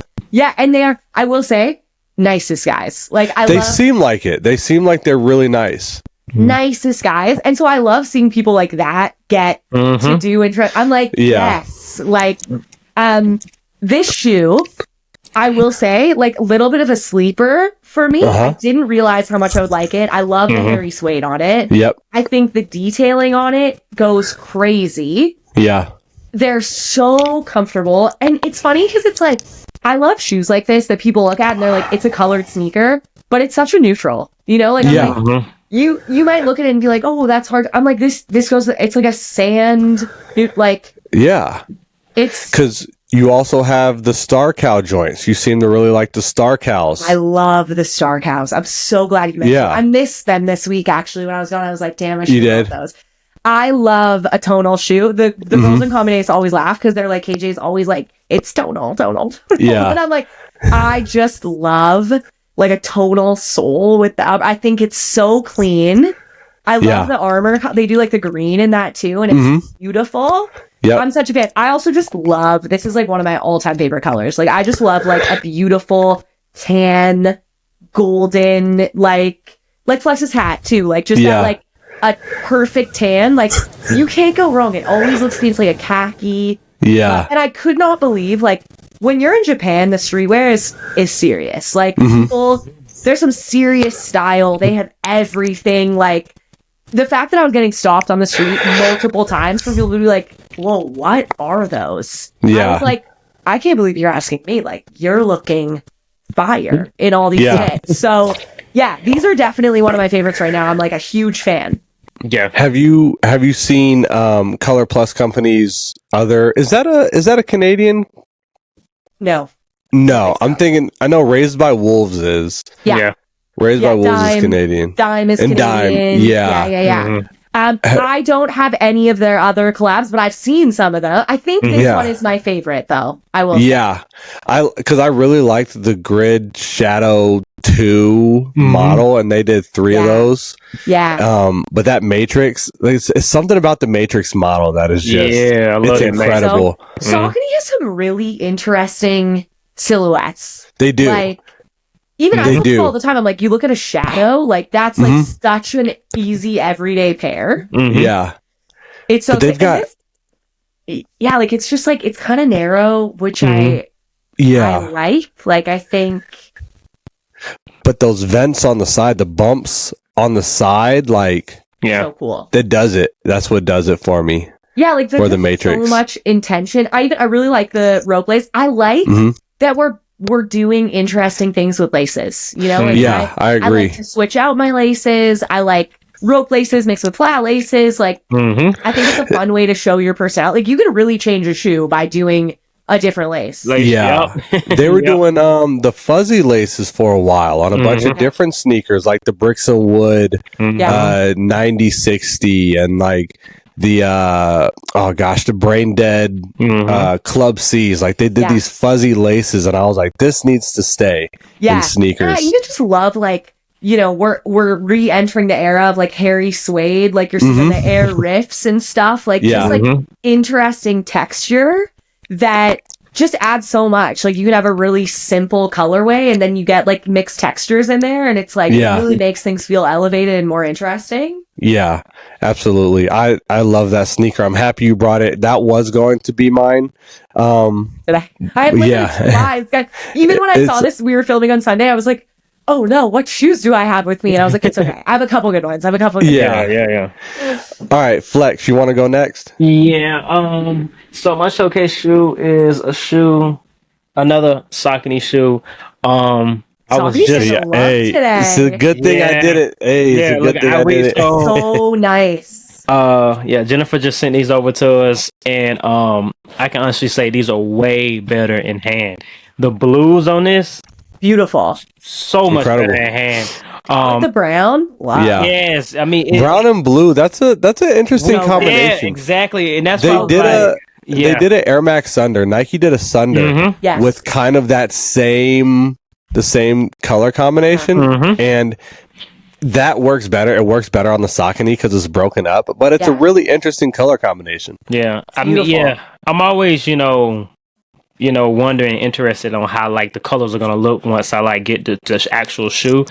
And I was a little hesitant on this pair, and I was like, "Nah, this works. This works." I think it's the material that makes it work. Yeah. And then you got, it's the material control on here on the tongue, and then you have you have that nice little kind of that pull and tab. I like that.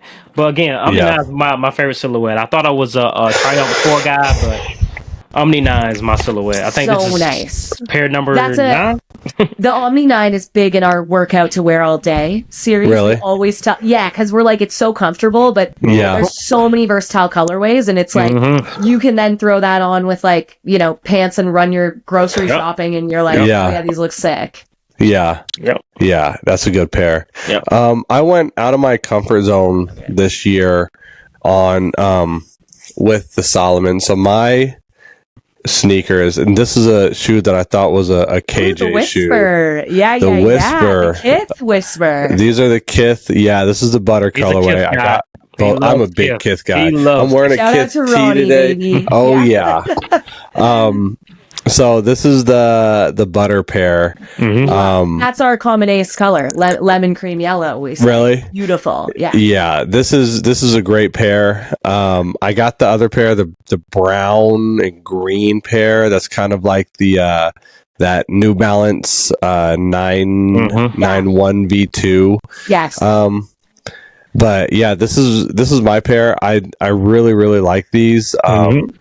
This is not. I mean, I'm telling you, this is not my style, but like I can make it work. I can definitely. It's so clean, and it's so comfortable too. Like I was laughing. My dad is like he's always been really into like dunks, and I've gotten some cool New Balances over the years. And maybe like 2 years ago, I got him a pair of XT6s for Christmas, and he just loved them. Yeah, like, he was like, and he's like. Got styles in the tech space. He's like, Mom, and he's like, wears them all the time. And then I got him also the brown Kith Whispers, and he loves them. Like he's like, so comfortable. They're so versatile. Like they're just like a good everyday shoe. Like sometimes I find people are intimidated by like a nubuck or like a swing. They're like, I can't wear it. Like it'll get dirty. And so almonds are great for that. You're like, they're for the elements. Yeah. I got the Kith XC. If I'm ever gonna explore, just put a Kith label on it. Like you're in. They've got a water bottle coming out tomorrow. I'm about to start drinking water. Like no, 100%. And you know what? I'm gonna start drinking water. It's crazy. It is. Yeah, tomorrow's the day. Ronnie says. No, it's that a couple of my really good friends work at Kith, and I have a great relationship with them, and I'm such a proponent of what Ronnie has built. Like I'm always like it's crazy, and they do a really fabulous job of curating their footwear selection. They they get it, and I find that they're a great example too of a place that's like it's approachable for the everyday consumer. Like but they still are very tapped into the culture, and yeah. So it is rare that I can't think off the top of my head of a Kith shoe collab that I actively like disliked. You know, that I was like, this was a flop. I have to think about it. They've done a lot. They did so I think about an Adidas foot you wear FYW 97 that they did. Yeah. That's okay, but I can't think of any flops. And the range is so wide of like things that he's done, right? Like the all gold Gel Light 3, and then like, you know, then we go to a Knicks colorway. There are a lot of ideas that he has. That is just never miss the opportunity to flex that Kith muscle, huh? Yeah, I love it. That's too good. No, like they really hit. Even just their spaces are pretty beautiful. One of my girlfriends is the head of visuals there, and she does all their stores, and I'm always just like so impressed. This was my first time at the Tokyo space, and they're all out in Japan right now opening the Osaka store next week. Yeah, the Osaka one. Yep, they've got some New Balances dropping with it. Yeah, and it'll look crazy. You know, like that's just they do a fabulous job of that, and I think that's amazing. So yeah, I always happy to give those guys their flowers for sure. Yeah, let them know that Indianapolis would love a Kith flagship. Yeah, could you imagine an Indianapolis Kith? So funny. I went to Indy for the first time for NBA All-Star, actually. Were you there? I was like, yeah. And I actually really liked it. I was like, here. It's nice. It's like it's chill. It's chill. Wait, Flex, where are you based? North Carolina. Oh, you're in North Carolina. Yeah. Okay. Love that. I've never been to North Carolina, actually. So did you see the Foot Locker? Did you see the Foot Locker activation? So I worked at Foot Locker in college, and you worked at Foot Locker. I took a break from my real job and worked at the Foot Locker for. Oh, I love that. Yeah, oh my God, that's so funny. Yeah, I feel like it was a little snowy that weekend. It was snowy. There was a really nice day, and then it's like snowed. Yeah. They had that Hot Cheetos. I remember the Hot Cheetos activation outside of the building. Yes. For Scoot Henderson's Puma sneaker or whatever. Yeah. You know what? I'm from Canada. We're used to it. I'm always like, that's true. Whatever. Yeah. Put on a coat, call it a day. Like, yeah. Yeah, for sure. I mean, we got like 60 degrees today, and I was out there with short sleeves on. So. Oh yeah. It's very Canadian of you. Yeah. Canadians are like, oh my God, it's 50. We're out there on a patio. Yeah, exactly. Yep. If it's 50 in North Carolina, man, Flex is putting on layers. Flex doesn't know what to do. I'm not putting on layers in 50-degree weather. It's crazy. But no, we're not cold rating. But 50 degrees now, we're not throwing. We throw a jacket on though. Definitely throwing a jacket on. It's cold. Yeah, definitely. That's considered cold. It's chilly. It's chilly for you. We call that chilly, man. It's comfortable, but it's chilly. Yeah, you definitely need a jacket. Yeah. But KJ, this has been a lot of fun. Absolutely. We appreciate you hopping on here. Thank you guys for including me. Yeah, of course. I feel like we could have chatted all night. No, I really appreciate what you guys are doing, and this is super fun. I appreciate that. Yeah. I appreciate that. That's the goal. That's the goal. We gotta toss this episode to Saucony, guys. He'll be like, damn, we got a lot of Saucony left. I know. Yeah. Well, I think Jason listens. Yeah, Jason listens, and Jennifer listens. And Josh. And we've had Josh, and we've had Jay Tips on here before. I actually met him with Jason in Paris a couple months ago. Really? I hadn't met him before. He's such a down to earth guy. So delightful. Yeah, I was like, you are the sweetest thing. Yeah. Yeah. He just lovely. And I mean, as I was saying, their team is just. I think it makes a big difference too when you have people representing your brand that are down to earth and really try to immerse themselves in the culture and try and elevate the right people. It helps, I think that some brands have people representing them that they maybe don't understand how that reflects on the space or aren't super inclusive or welcoming or super nice. I always say, like Supreme's kind of a bad example for it because like Supreme has done a great job of still curating their brand in a way, but like so much of streetwear can feel like you're like walking into a Supreme store, It's like nobody nobody even blinks at you and you're like, am I allowed to be here? Like, what's happening? And that's the antithesis of everything I'm trying to do. I'm like, there's no dumb questions. Like it's all good. Like you are welcome here. And you guys certainly have that energy as well, which I always appreciate in the space where it's just I like what I like, but it's also not that serious. Like we're happy to let people in and show people and like, try something new. And like, I always, if you asked me 3 years ago if I'd be wearing like certain shoes, like loving so many, the Hokas that I'm loving right now, I'd be like, please. Yeah, same. Jordan, like tattoo Jordan on me, Yeah. Still, I'm like, you can't be Jordan brand in a million ways. But it's just like, I think there's always room for people to make interesting moves in the space, and I'm here to receive them. I mean, we want to nerd out with as many people as we can about sneakers. Like, it's like we're addicts and we want people to be, not even if we don't even want them to like spend all the money that we've spent, but like we just want them to like know and understand and have an appreciation of sneakers. Yeah. That is like. Have you guys had Dennis Tedesco on? We have not. You guys I'm not even familiar. Dennis. I'll send you Dennis. Yeah. Dennis is a homie. He was he worked at Twitter, now X, for years, and he was at Nike for years, and he started Outfit Grid on Instagram. So he runs like the original like Outfit Grid where people send, like the grid of their and he's sick, like consults with different brands and stuff. But I feel like you guys would have a good conversation. I'm just like, you guys would all get along. Like, definitely. We love having cool people on. We love connecting. Approachable in the space, where it's like very, very well versed, but like, not pretentious, which I think is what you're always kind of looking for. We appreciate you, KJ, hopping on.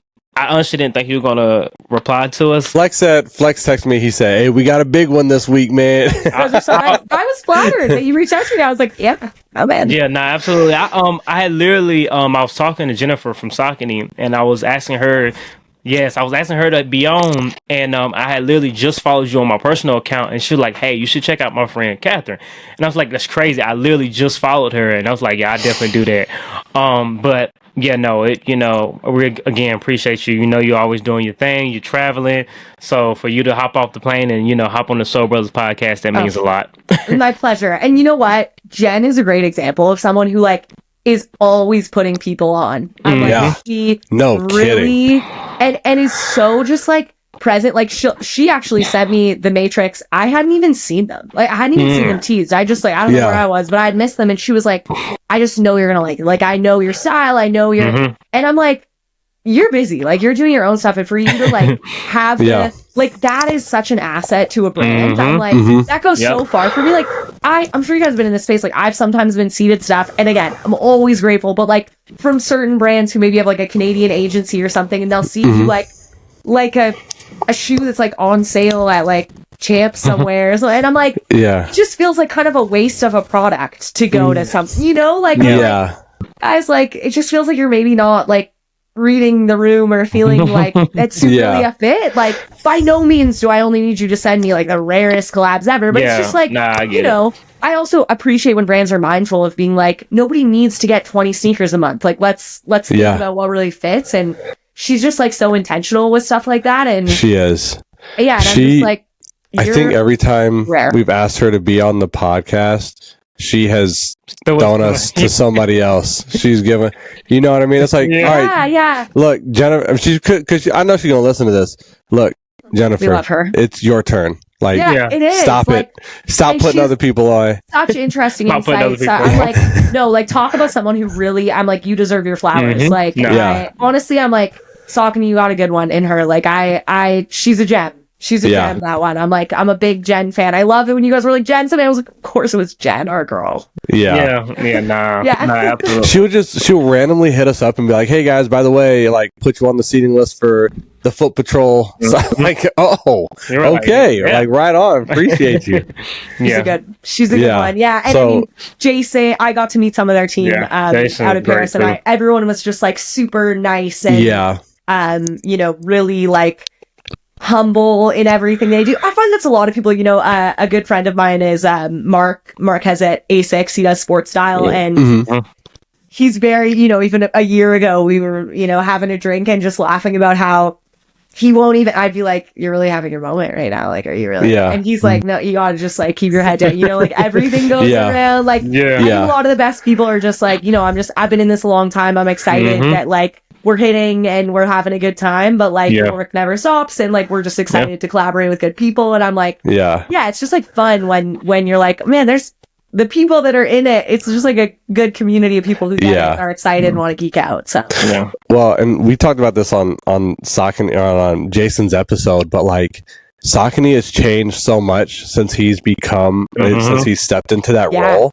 because like before it was like, okay, they were going to collaborate with they collaborated with Concept, or they would collaborate with just those main boutiques, but now it's like they found J-Tips and they found like Minted. Color Plus Company, right? And Minted, right? And it's like these like subcultures and communities that like like Minted has a crazy engaged community through what Marcus and Sean have been doing, like from TikTok and their stuff. Like for you to be present and tapped in with like the culturally relevant kind of like sub communities there, I'm like, that doesn't just come easy. Like you're listening, you're like being a part of conversations, like they deserve their flowers big time on that.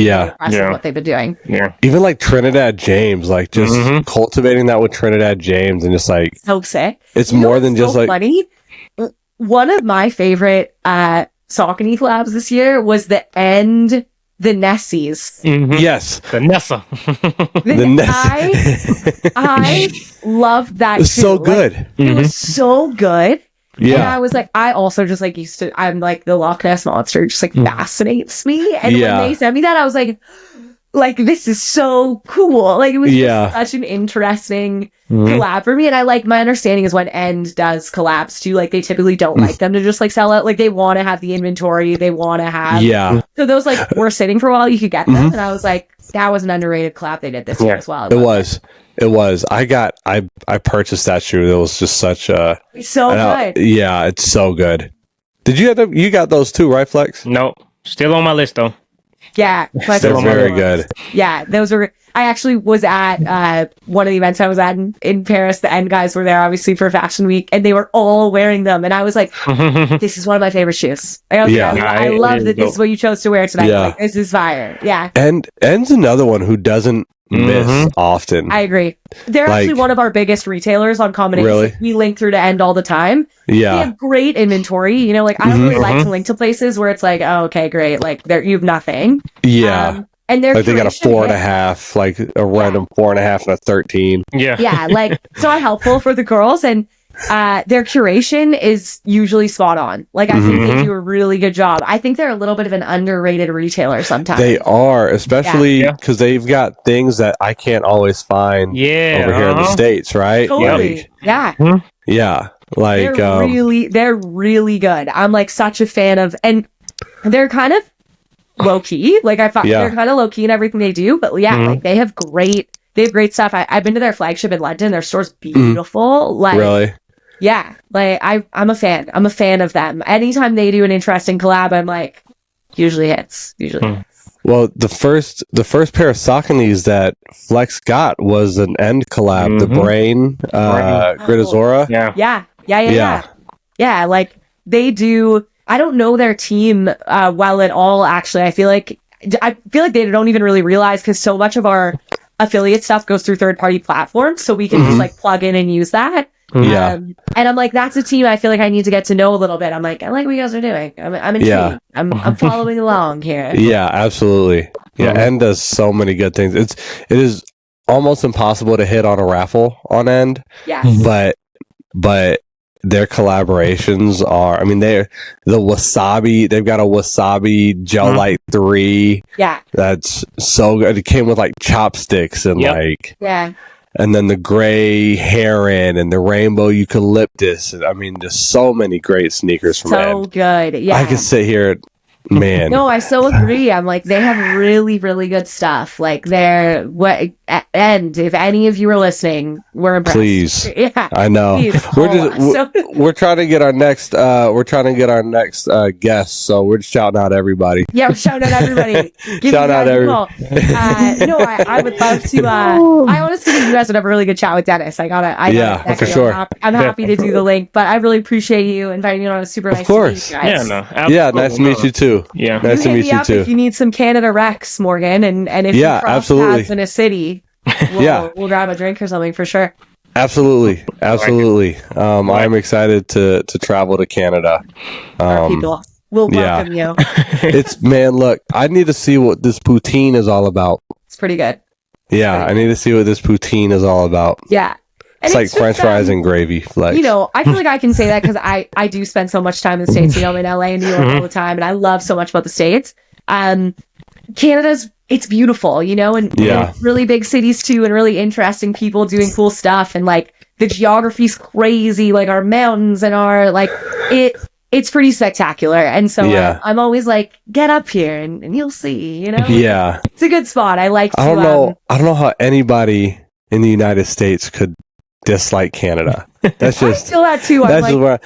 That's just where I'm at right now. We've been here supporting for a long time. A long time. And we sometimes watch what's happening and we're like, oh, it's getting a little crazy down there. Yeah. I always wonder what it's like watching in from y'all gotta see us as like our country cousins, man. Our little redneck cousins down there can't figure it out. What's the cat looking over the thing? Like, man, what are they doing over there? Yeah, we're always kind of like, oh, it's like we live above a meth lab, appreciate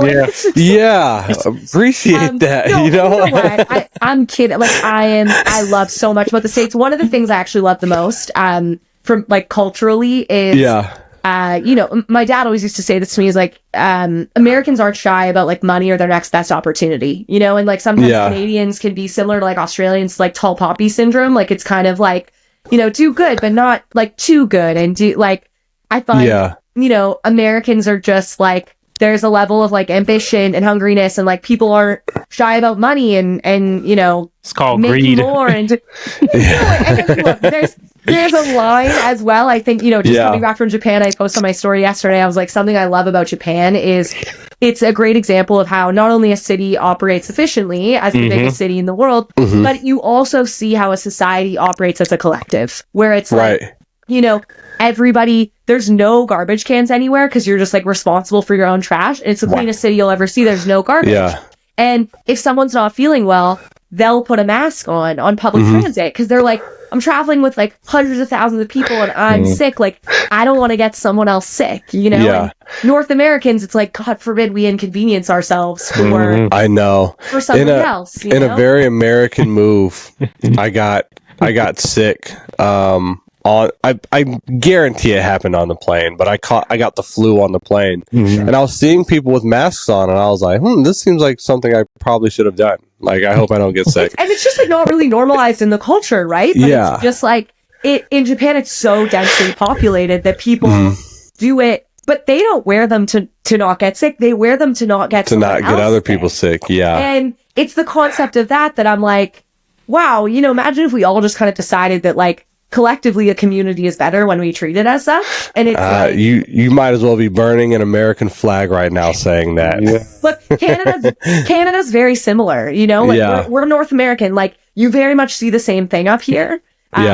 So I get it, like I think we sometimes forget that capitalism means make money at any cost, like at the expense of people, at the expense of quality, at the expense of like, that's what it means. And that's what we all signed up for, so, but yeah, I think I can talk about that all day. Like that's my you can get deep on that, but sound like the foundation of the Flex said I'm not allowed to talk politics. Flex said I'm not allowed to talk politics. No, we're not. Cut that out, guys. We're gonna keep it in there. Now, I just have a strong belief in not speaking politics and religion in public, just because I feel like you can truly like really like a person.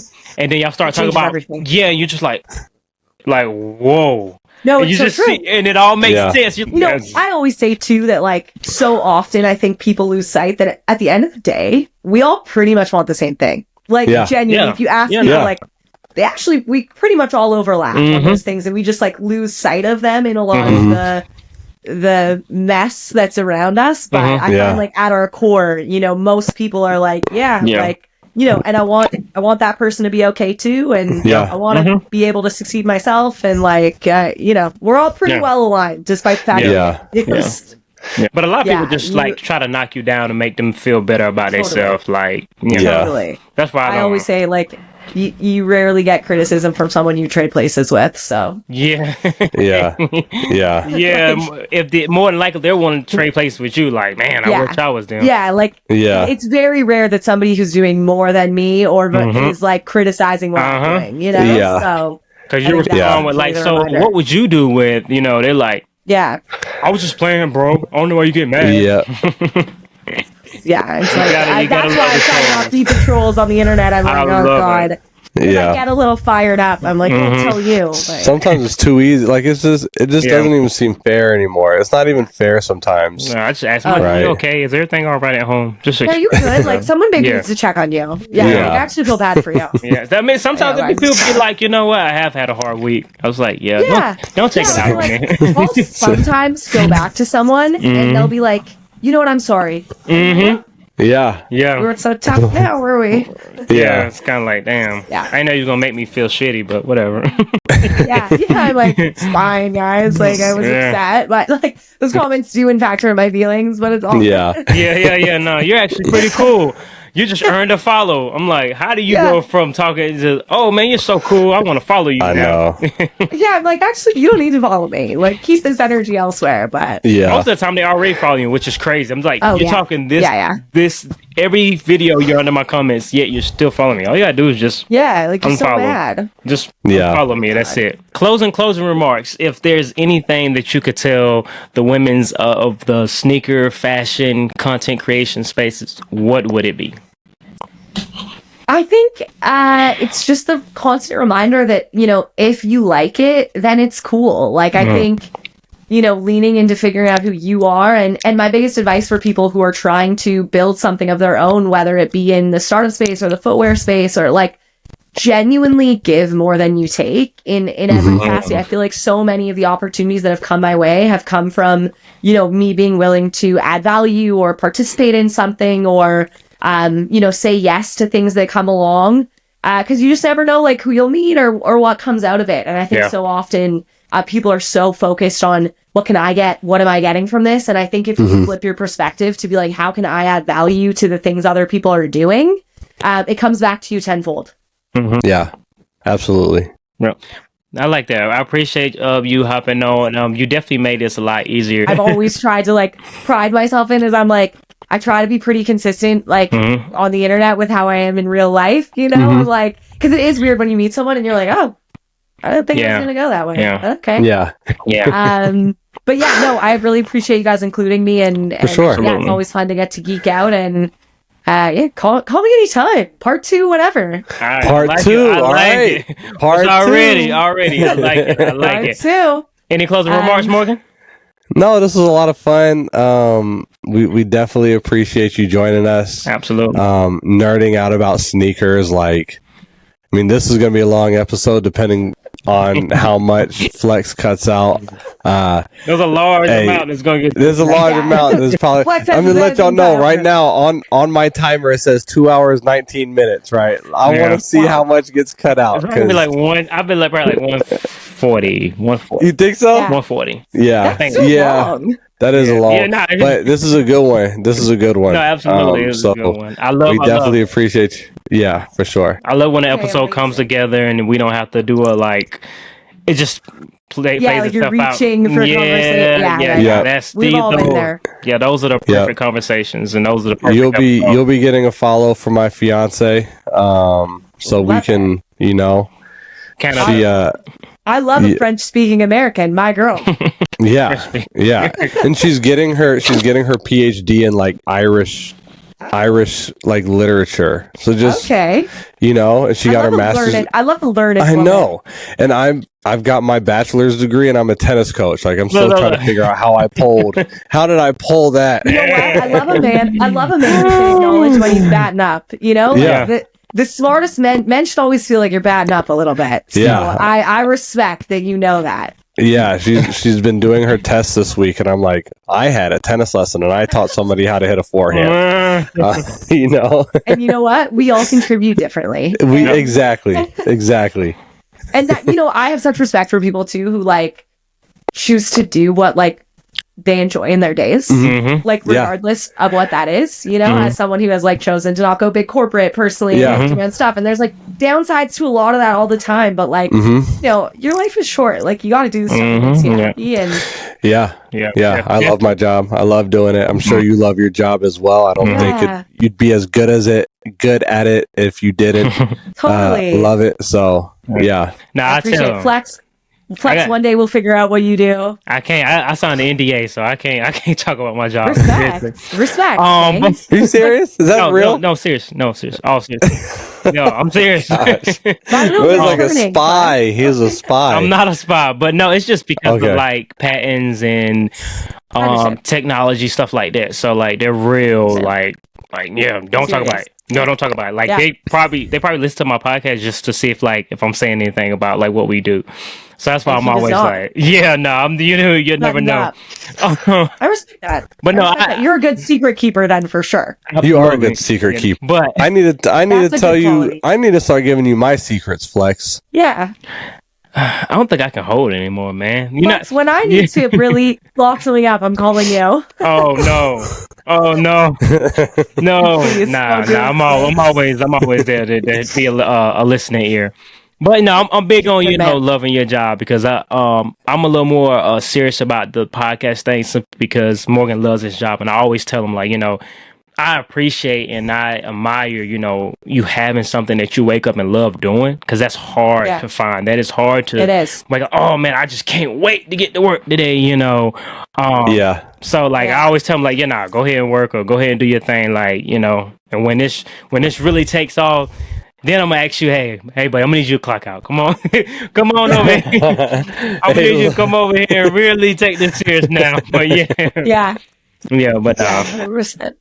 Shout out to y'all having jobs y'all love. You know what I will say? I do like to add to people is like there's also a lot. No matter what you do, there's aspects of your day that like you don't want to do. I still we have clients that we work or things that I'm just like like. Nobody loves 100%, and like there's downsides to everything, because so often people ask me like, oh, you're so lucky or so, and I'm like, it's also like really hard running your own stuff, and like there's reality to all of it. I never want to like misrepresent for sure, but I'm always like, if you can enjoy the majority of it, or at least have like more days than not that you're having fun, you're doing okay. I agree. But there's our episode for the week. As I always say, guys, love, peace, and sneakers. So brothers,